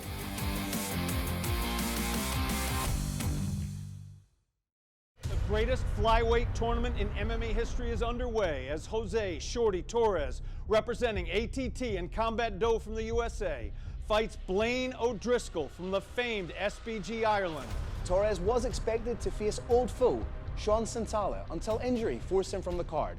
However, Shorty remains undeterred and focused on writing his name into the history books and adding to his already impressive legacy. He can do this by capturing the inaugural Brave Combat Federation Flyweight Championship of the World. Blaine O'Driscoll, thank you so much for taking the fight. It's an honor to fight you, and it's amazing that you took a last-minute opportunity. But sadly, it's going to go downhill. You're getting finished. Jose Torres, don't think for 1 second that I'm just here to take part. I came here to win, to take over, and to win that title. Standing in his way is a fearless Irish warrior, boasting a professional record of 9-3, with 7 wins coming by way of stoppage. Standing in his way is Blaine O'Driscoll. 3 things you can count on in this life are death, taxes, and Irish warrior Blaine O'Driscoll going for a rear naked choke. 4 of his last 5 fights have ended exactly that way. And that's the exact attack we saw Shorty stuck in for an extended period in the Brave Cage versus Amir Albazi. So to Shorty Torres, from across the pond, an Irishman wants to make you fade to black. Are you ready? And these 2 incredible specimens go head-to-head in the greatest flyweight tournament in the world that mixed martial arts has ever seen. My prediction for the fight is a 3rd round TKO stoppage. My fight prediction against Blaine O'Driscoll, he took a last-minute fight. I had to take a change and bump up. It's going down, pressure fighter versus pressure fighter. Somebody's getting knocked out. Will everything go as planned tonight for Torres? Will the script be followed? Or will Blaine O'Driscoll tear the script into pieces and write his own violent end to the story? There is only one way to find out right here, right now. It's Brave Combat Federation 49 Super Fights, exclusively live from Combat Kingdom Bahrain. All right, Brave Nation. This next battle is 3 5-minute rounds in the quarterfinals of the greatest flyweight tournament in MMA history and the co-main event of Brave 49 Super Fights. Introducing your first warrior. Fighting out of the blue corner, this man's a mixed martial artist with a professional record of 9 wins and 3 losses. He stands 168 centimeters tall and weighs a ready 60.6 kilograms. Representing SBG Ireland and fighting out of Dublin, Ireland, please welcome Blaine O'Driscoll!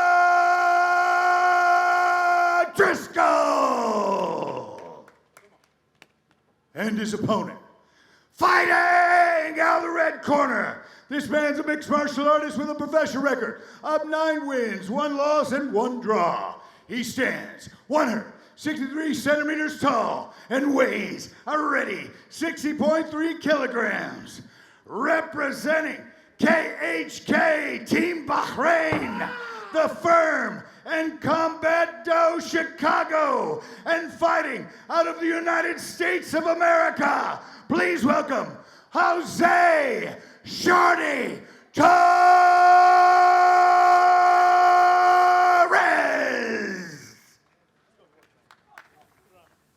Your referee is the Irish bulldozer, Decky Larkin.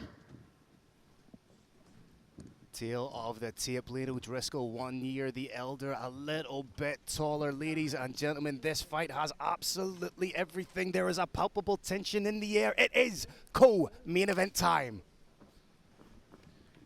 What happens when 2 forward pressure fighters meet in the middle of the cage? This is what happens. Blaine O'Driscoll versus Shorty Torres. High output from the start from both men. Leg kicks being exchanged. Blaine wobbled him a little bit coming in. Blaine pressing hard early. John Kavanagh calling for range. Shorty Torres implements the clinch. Blaine O'Driscoll with the heavy output, with the high output from the start. Landing his strikes, beautiful 1-2. Blaine O'Driscoll, the taller fighter, his reach is about 5 centimeters longer.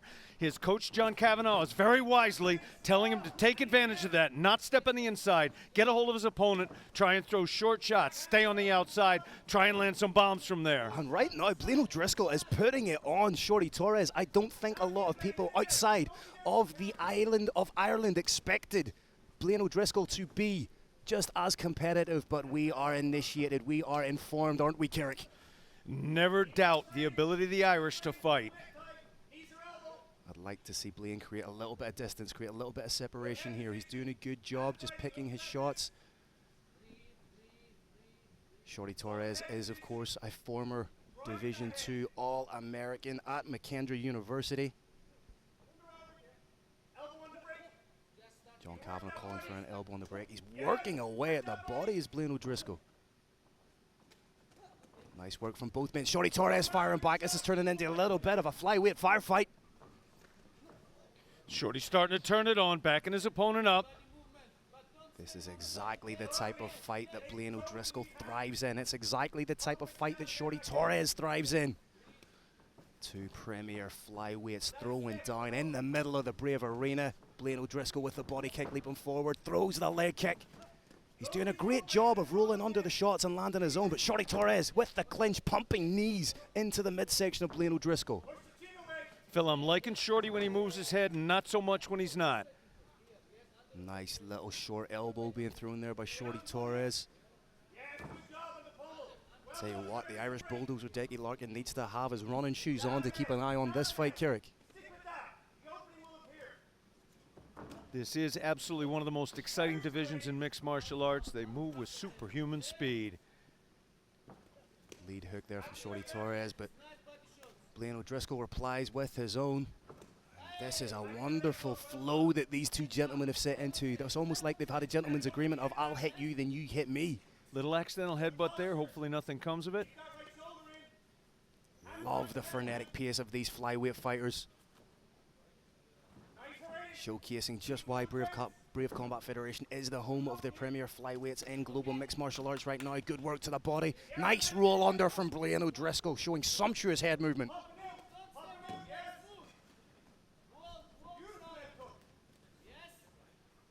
This is huge output from Blaine O'Driscoll. You have to wonder, is this kind of pace sustainable? But having watched Blaine fight before, he does set and maintain a frightening pace. That's one of the amazing things about this division, since they're not carrying around a whole ton of weight. They are able. Oh! Shorty Torres rocked him. You can see the face of Blaine O'Driscoll. He's wearing a little bit of the fight more, but shows his cardio just by popping right back up.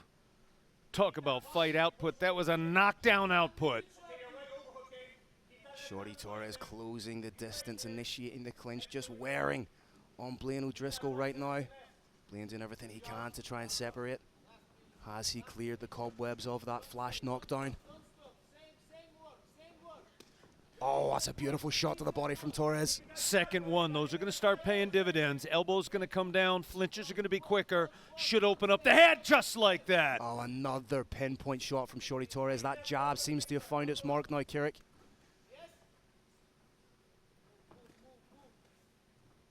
Shorty Torres seems to be feeling himself in there now.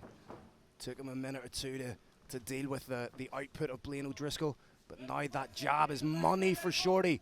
Nice shot over the top. Again, Phil, love to see Shorty when that head's moving. When it stops moving, definitely is making me a little bit nervous. He's keeping the hands very low. It's almost as if he's trying to goad Blaine O'Driscoll into closing the distance and then come back with something big of his own.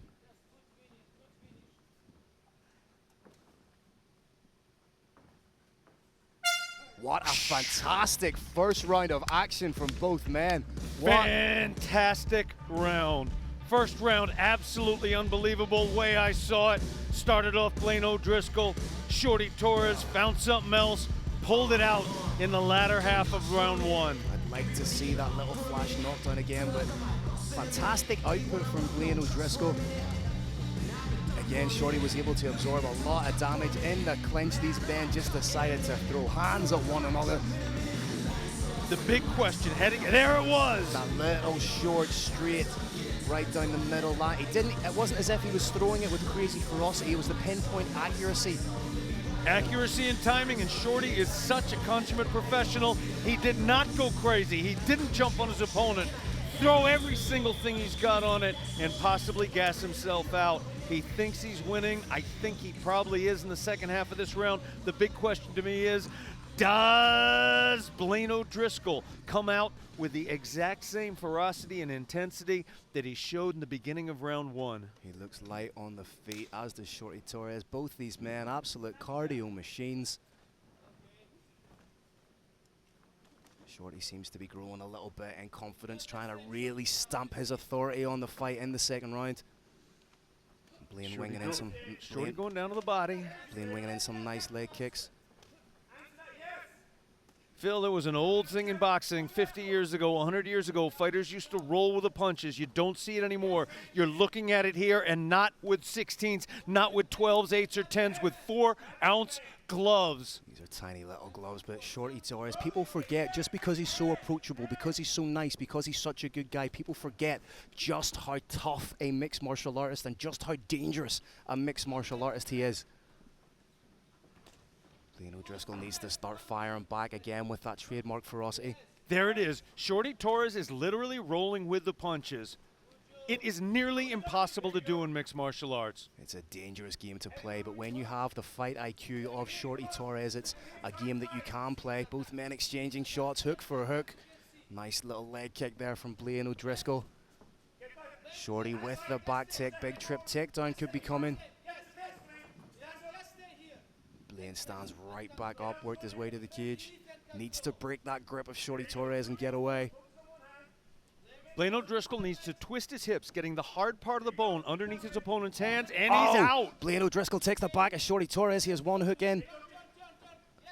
As we alluded to, a tactician on the back is Blaine O'Driscoll, trying to get in on a guillotine, decides he didn't quite have it, now gives up his back to Shorty Torres. Wisely gave up on it because he didn't have the position. Submission is no good without position.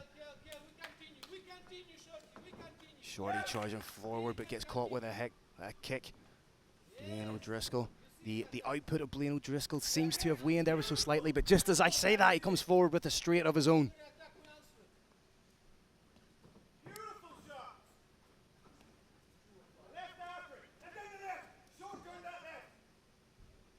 Clinch again initiated, and Shorty Torres thrives in these kind of situations. Thought about the tie clinch. Blaine continuing to put the pressure, but Shorty again just rolling, like incremental little movements of the head when those shots come in. He's not absorbing them full. He's literally rolling with the punches. Phil, you look at those hips of Shorty's. That was such a beautiful stop of the double leg. The hip was just perfectly placed, had just enough gravity behind it to completely deny that takedown. Hips, of course, are the center of mixed martial arts. It's where the power comes from. It's where the takedowns come from, and it's how you stop the takedowns. Blaine O'Driscoll continuing to throw punches. Little bit of a roll and a hook there from Blaine. Gets caught with an uppercut from Torres. Torres landing the straight shots now. These body shots are starting to add up. They are calculated. Most of them are coming in from the front hand, leaving Torres relatively safe, and they are starting to add up. Potential for knees here, and that's a beautiful cracking elbow from Blaine O'Driscoll. Both these men so high level in the sport.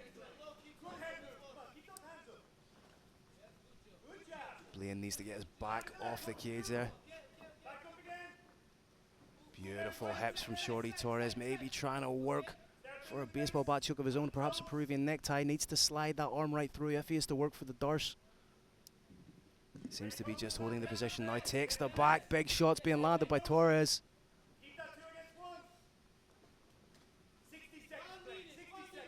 Short time now, Brave Nation. We are down to 1 minute remaining in this awesome round.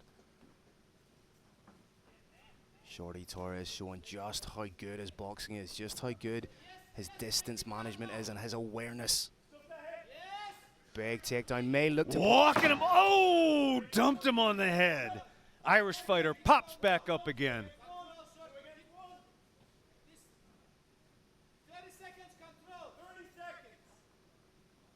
Both these men landing big, big shots. For my money, Shorty Torres looking the slightly fresher fighter, Carrick. He is, because he has not absorbed the shots to the body. He's been delivering them, not eating them. Oh, beautiful hook there from Blaine O'Driscoll. Absolutely fantastic. Shorty Torres keeps his eyes, literally, when he gets punched in the head, his eyes stay open. His awareness is supreme. His awareness is complete. He sees every shot coming in. A lot of them hit, but he rolls with them. This is mastery of mixed martial arts. And could that potentially be a little bit frustrating for Blaine O'Driscoll when he's landing these shots, but Shorty Torres looks completely unmoved, unwavered, unshaken by them? Phil, Blaine O'Driscoll, under the tutelage of John Cavanaugh, is fighting a fantastic fight. He's doing what he should do. He's landing shots, but absolutely those shots are being rolled with, and Shorty is exuding a little bit of cockiness. And absolutely, it's not a good feeling to land clean shots, not have them work quite the way you had intended, and then get popped down to the body, up to the head, and slam down to the mat head first. Showing just how well-rounded he is. Shorty Torres mixing up the strikes with the grappling, and for me, this has been a fantastic fight so far. Both men make it to the third round, and Blaine O'Driscoll giving a fantastic account of himself here at Brave Combat Federation. 49 super fights.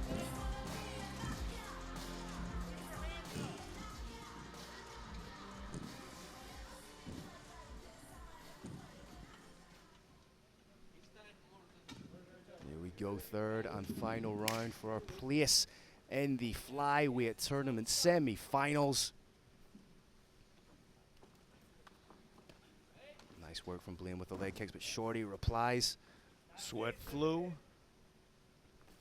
We're outdoors in Combat Kingdom, under the lights in an open theater. Brave Nation, look for the sweat flying. I think you might see Shorty just turn things up a little bit incrementally as the round progresses here. Really put the pressure on Blaine. That looked like Blaine hit Shorty and he just looked at him.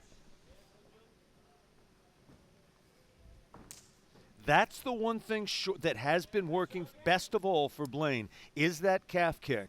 Shorty is now starting to defend it pretty adroitly, but if two more of those land perfectly cleanly, we could see a reversal of fortunes. Blaine trying to get his boxing offense working. That's he throws a lovely straight and rolls out of the way. Again, and it landed again.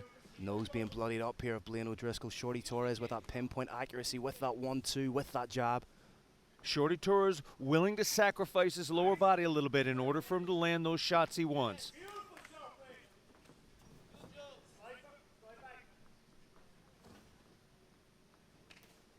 Again, Shorty Torres showing that he can take a licking and keep on ticking. Some of these punches are landing, but you wouldn't think at all from the demeanor of Shorty Torres.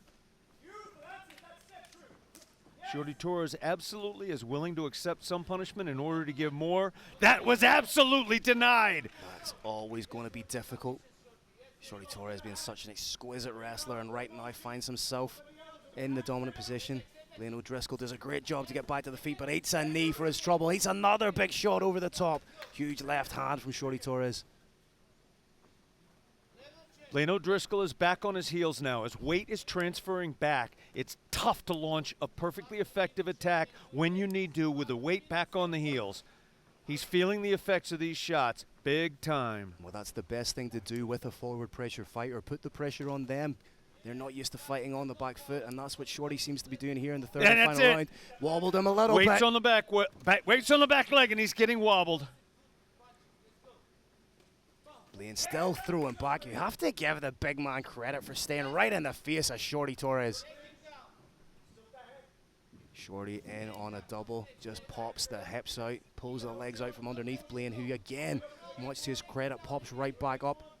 Blaine O'Driscoll is handling himself, acquitting himself magnificently. He just doesn't have an answer for the brilliance that is Shorty Torres. Big dump takedown from Shorty, and now he's turning it up even more, landing those shots. May look to get a hook in.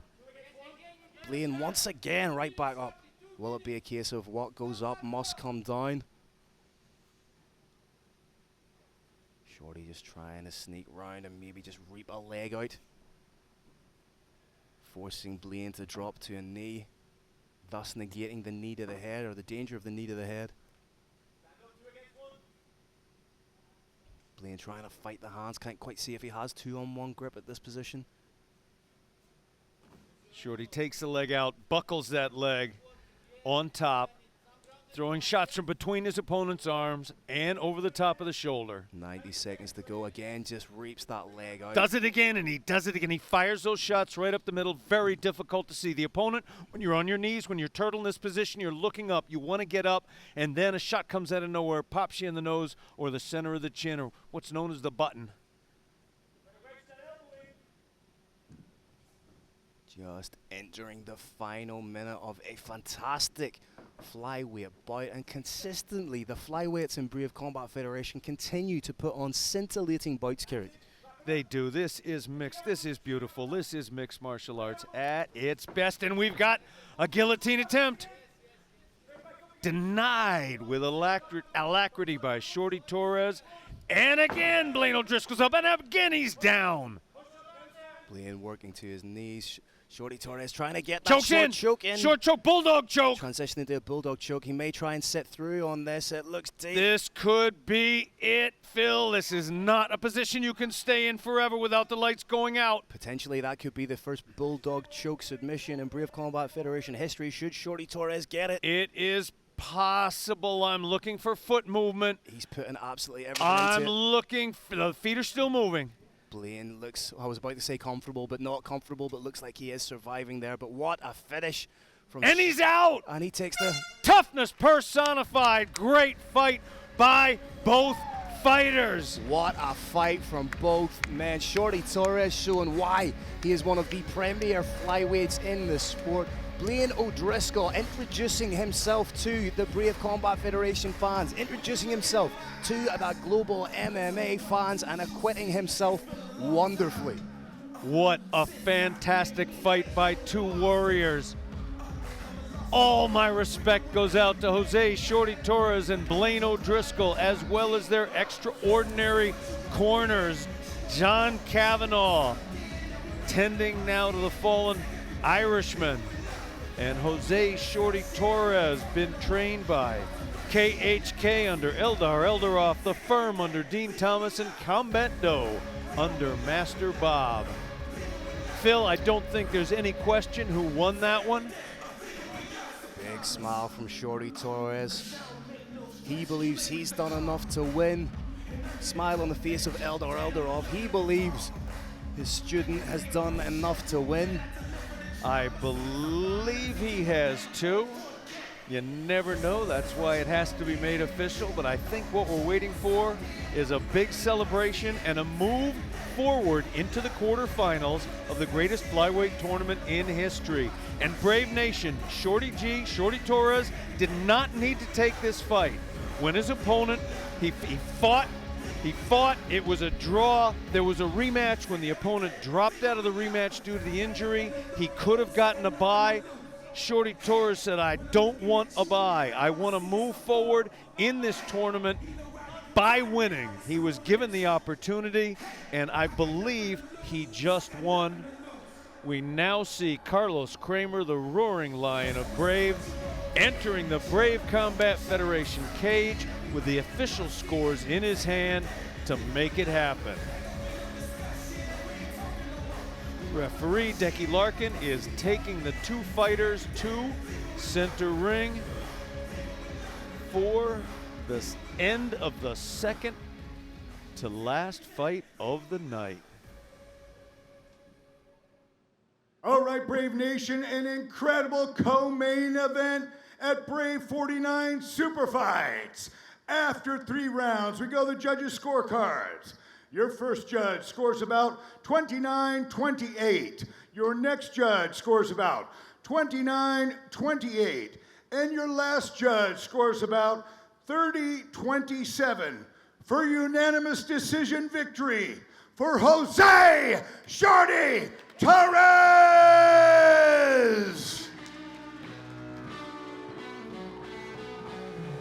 There you have it, ladies and gentlemen. Shorty Torres takes the win via unanimous decision. Blaine O'Driscoll has enhanced his reputation as one of the premier flyweights in the world. Both men exchanging a couple of words. Both men have quite clearly earned one another's respect. A fantastic fight, and let's just look back at some of the action here, Kirik.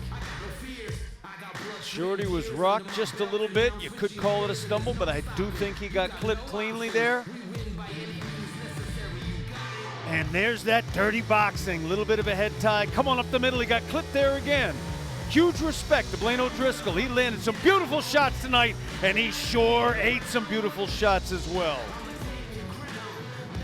Fantastic replay, and this is when Shorty Torres started to pull it out.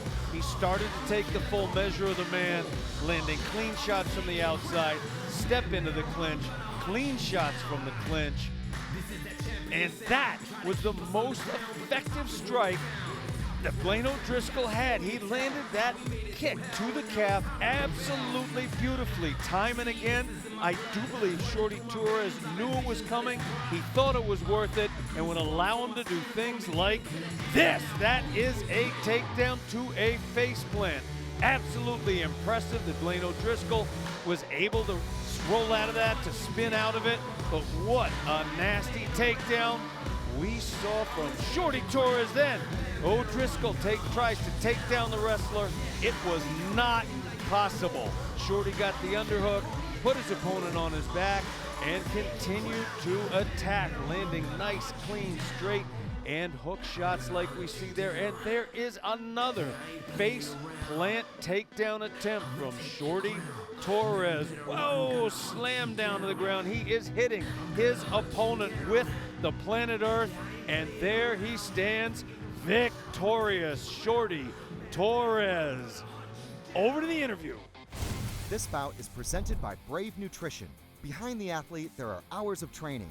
Behind every hard training is Brave Nutrition. Luan Santiago is eager to become a two-weight world champion, as the former lightweight title holder has his eyes set on the super lightweight belt. To get to champion Eldar Eldarov, however, he will have to deal with the dangerous Benoit Saint-Denis, a complete and undefeated fighter. Coming up next, Luan Miao Santiago takes on Benoit, God of War, Saint-Denis.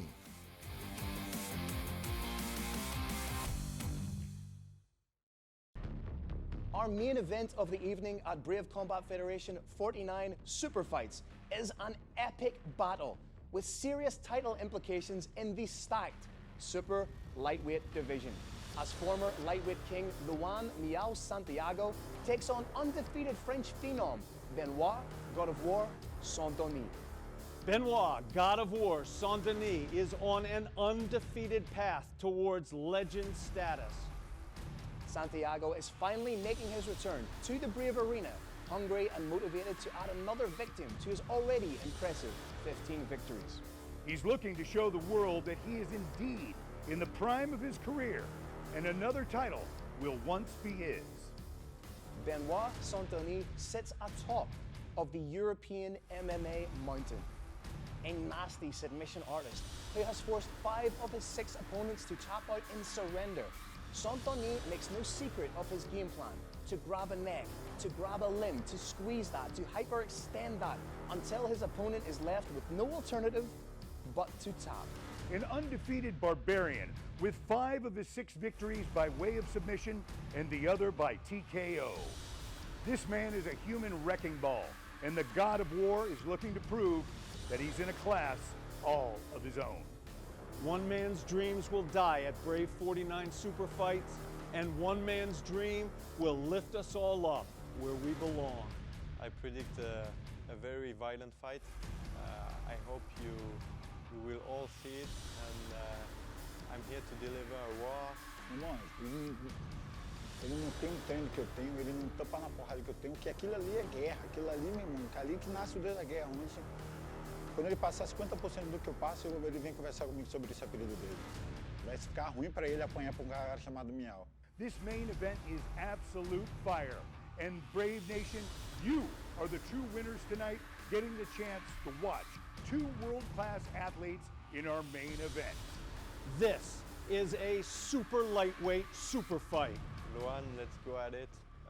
I think we will put fight of the night, and may the better fighter win the fight. Chutando a cara dele, se eu quebro minha mão, socando a cara dele, mas eu só saio com a vitória. Isso aí, depois disso, eu saio para lutar pelo título, pegar o Odarov que segura o cinturão, entendeu? Can a former champion show he still has what it takes to make a run at the title in a new weight division? Or can a new contender rise to prominence and usher in his own era of dominance? There is only one way to find out, ladies and gentlemen, and that is right here, right now, live from Combat Kingdom. This is Brave 49, and these are your super fights.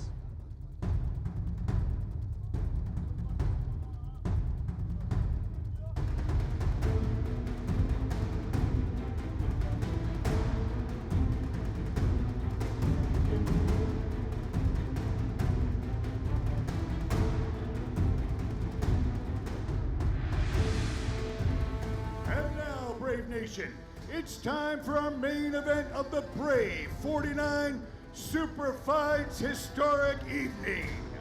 2 warriors are ready to collide inside the Brave CF arena.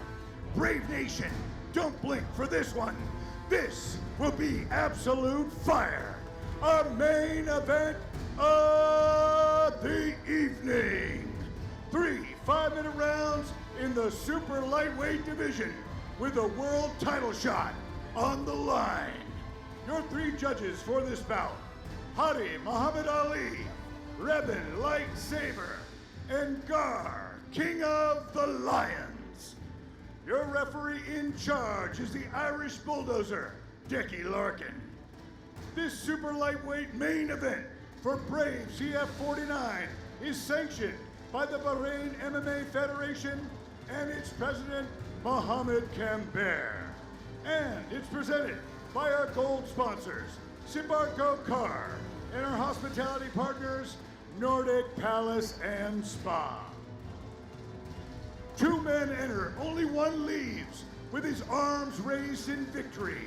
Who comes out on top in this amazing main event? It's time to find out. Let's introduce our 2 main event warriors. And Brave Nation, before we begin, I have one question for you and one question only.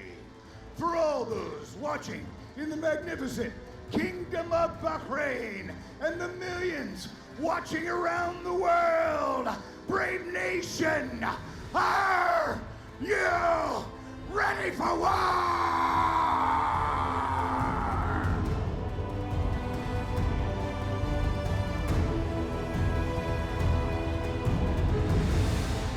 Introducing your first warrior, fighting out of the blue corner. This man's a mixed martial artist with a professional record of 6 wins, no losses, and 1 no contest. He stands 80 centimeters tall, and weighs a ready 75.2 kilograms. Representing Venom Training Center and fighting out of France, please welcome Benoit, God of War, Santoni!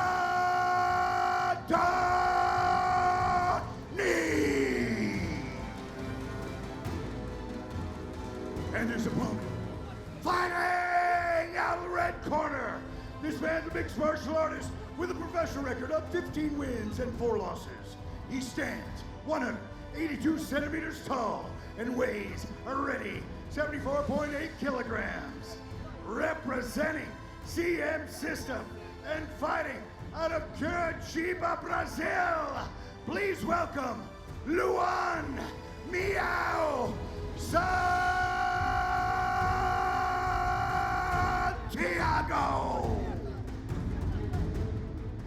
For referee instructions, the Irish bulldozer, Decky Larkin. Gentlemen, you beat over the rules. Listen to my instructions all the time. Obey my commands at all times. If you want to touch gloves, do now. Come out fighting. Let's do this. Decky Larkin trying to get his own hashtag Let's Do This trending.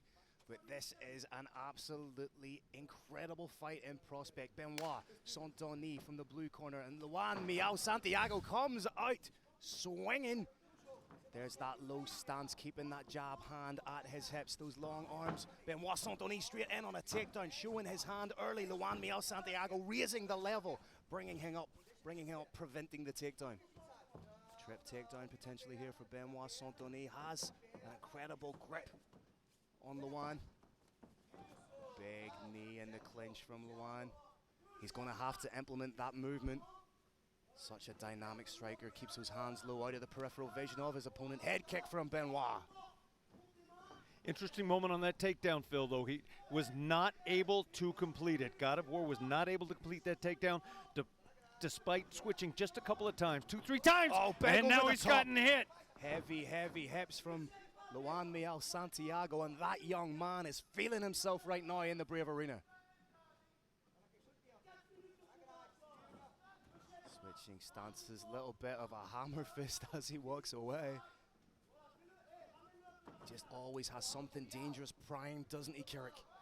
Luan Miao is trying to goad his opponent into overextending. When he does, if he does, he's going to get taken advantage of. Benoit Santoni really needs to tap into that cerebral essence that makes him a great fighter. Tries to come in over the top, does land a shot.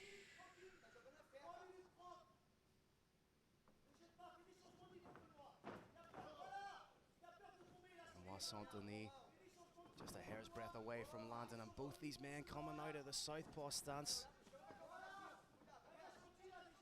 Phil, I'd like to see Benoit Santoni just a little more scared. He's marching in there with his face open. Spinning back fist attempt there from Luan Miao Santiago. We've seen how devastating his spinning attacks can be against Abdul Karim Al Sawadi at Brave 23. All the way back in April of 2019.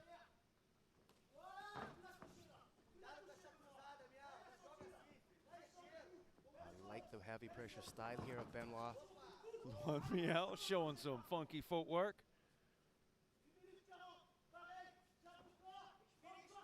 Benoit may try and punch his way into a clinch takedown. But he is finding a little bit of a home for that left hand of his.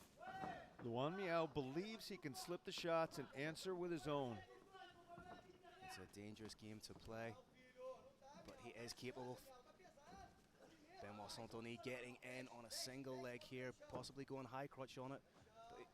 Big takedown from Benoit.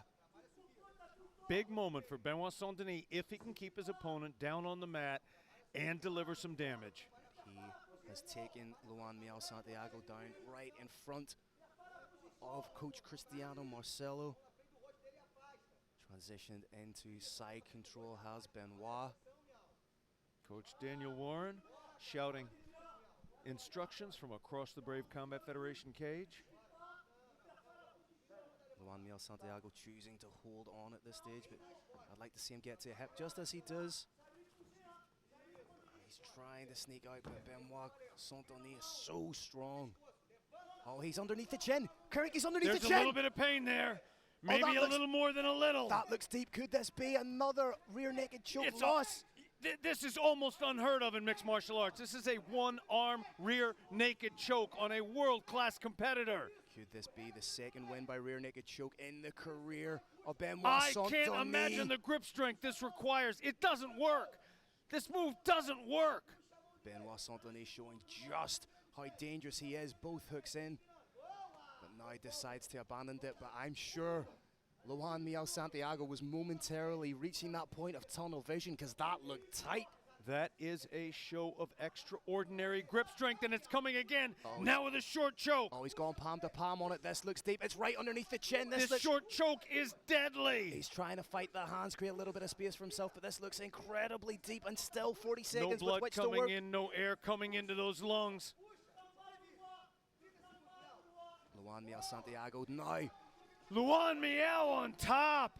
Survives two close submission attempts, and now is on top. It is incumbent on him to land some devastating strikes to try and pull back out ahead on the judges' scorecards. Big elbow right down the middle, and how did he survive those two rear naked choke attempts? Because he is a Brazilian. Nice big elbow. And wow, I'm looking forward to seeing the replays of this bout. Woo! Just how deep were those rear naked chokes? Phil, that is what you call round one of a super fight. Absolutely super first round in this super lightweight super fight. We see the opening exchanges. Luan Miguel Santiago showing just how dangerous and dynamic he is. On the feet, Benoit Saint-Denis showing his hand early, wants to take the fight to the ground, and from here he did some genuinely fantastic work, transitioned seamlessly into side control, ended up taking the back.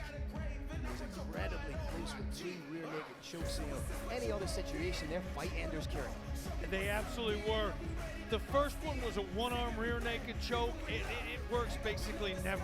It almost worked right here. The second one was a short choke. That is a big fight ender, but Luan Miguel Santiago is one ferociously tough human being. Referee Deggy Larkin just wiping off a little bit of the excess water from Luan Miguel Santiago.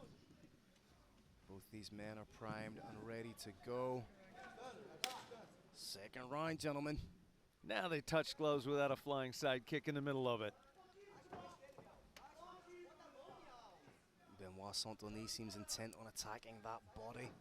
Oh, huge leg kick from Luan Miguel Santiago. Not a bad game plan if he's wanting to take a little bit of the pep out of the step of the takedown machine that is Benoit Saint-Denis.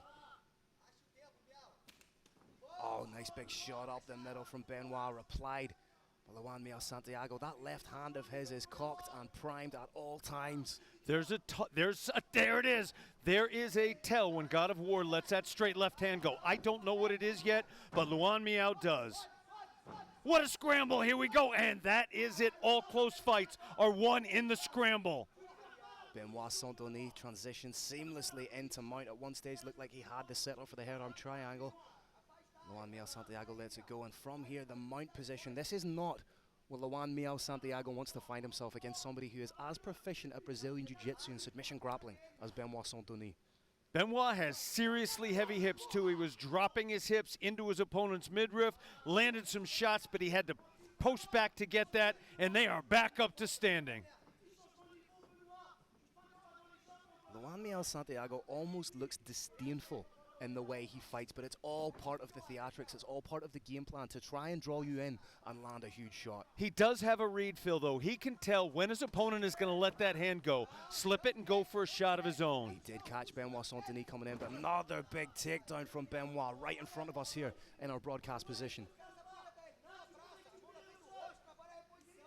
Luan Miguel very wisely holding on to his opponent's head with leverage. If he can keep his opponent from posturing back, he can stop very significant shots from coming in.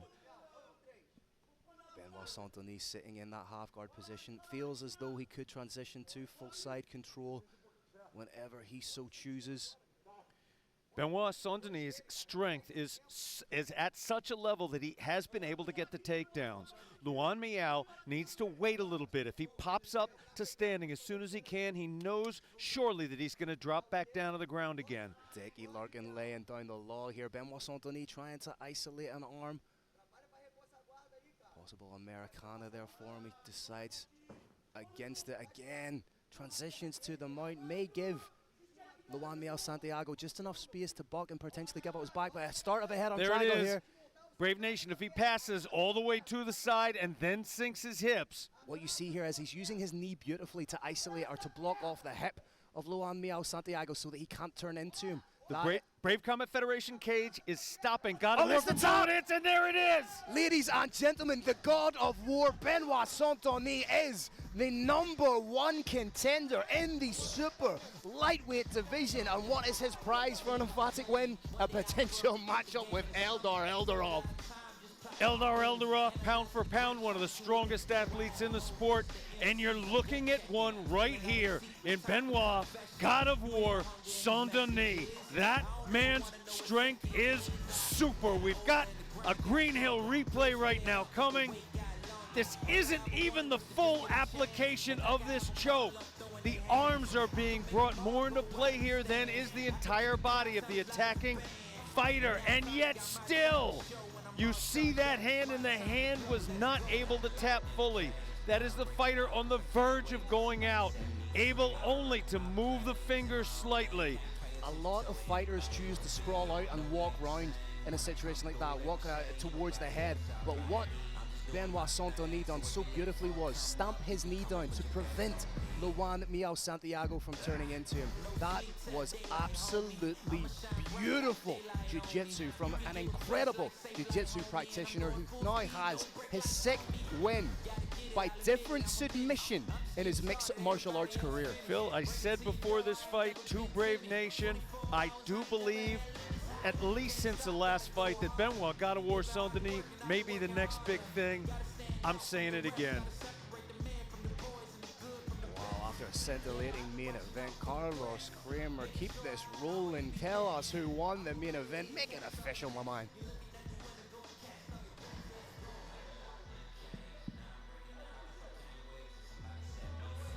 All right, Brave Nation, an incredible main event in our Brave CF49 Super Fights night. This comes to an end at 3 minutes and 51 seconds of the second round. Your winner by head and arm triangle, Benoit, God of War, Saint-Denis.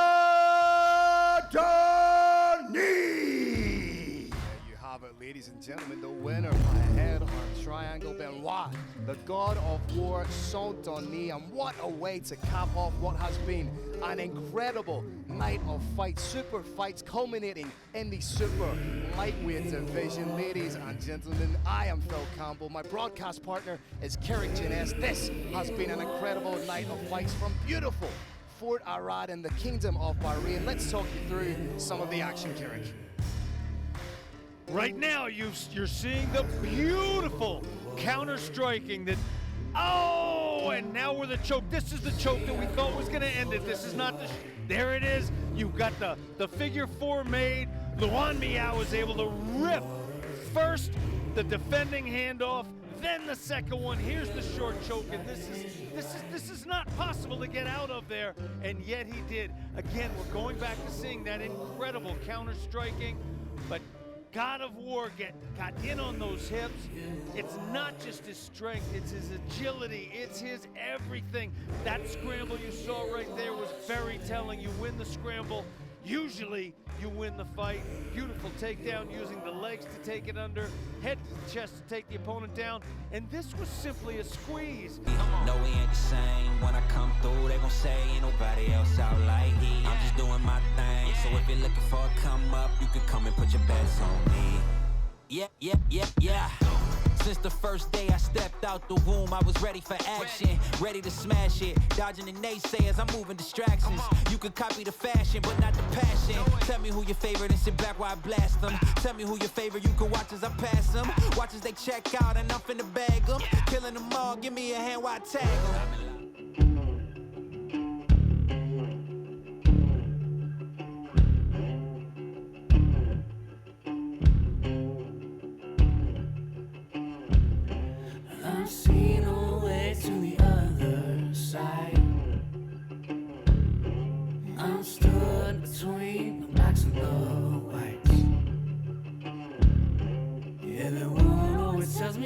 be alright.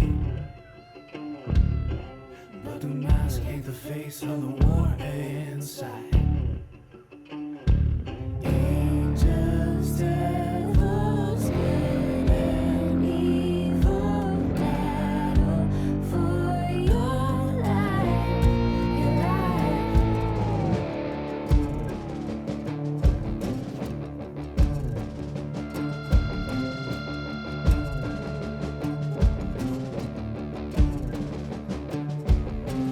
Waiting while that's turned to bed. Looking for answers where there are none. I can't tell if the halo is or the same. I can't tell if what I feel is pleasure or pain. Angels, devils, good and evil, battle for your life, your life. Drink the cup and hold your gun. There's battles for your life, your life, your life.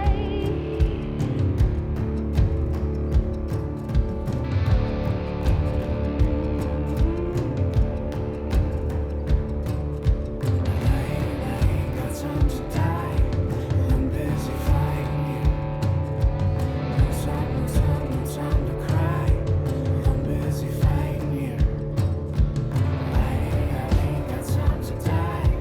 I'm busy fighting you. No time to cry. I'm busy fighting you. I ain't got time to die. I'm busy fighting you. No time to cry. I'm busy fighting you. I ain't got time to die. I'm busy fighting you. No time to cry. I'm busy fighting you. Angels, devils, and evil, battle for your life, your life. Drink the cup and hold your gun. There's battles for your life, your life. Angels, devils, good and evil, battle for your life, your life. Drink the cup and hold your gun. There's battles for your life, your life.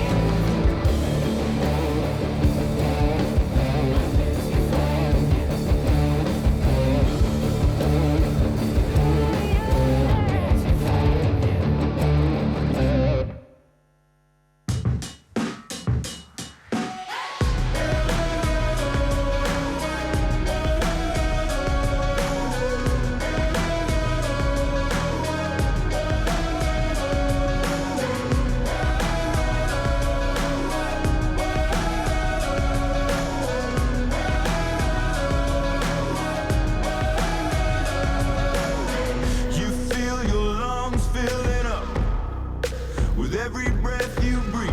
Inside your bones there's an ache. With every word you speak, always an original. You're a weaver of dreams. Break down every barrier. Come let the people see it. You've got to let it go. You've got to live out loud. You've got to let them know we're flying up above the clouds. We are the kings and queens. You'll hear our voices singing out. We'll rule the world, you'll see.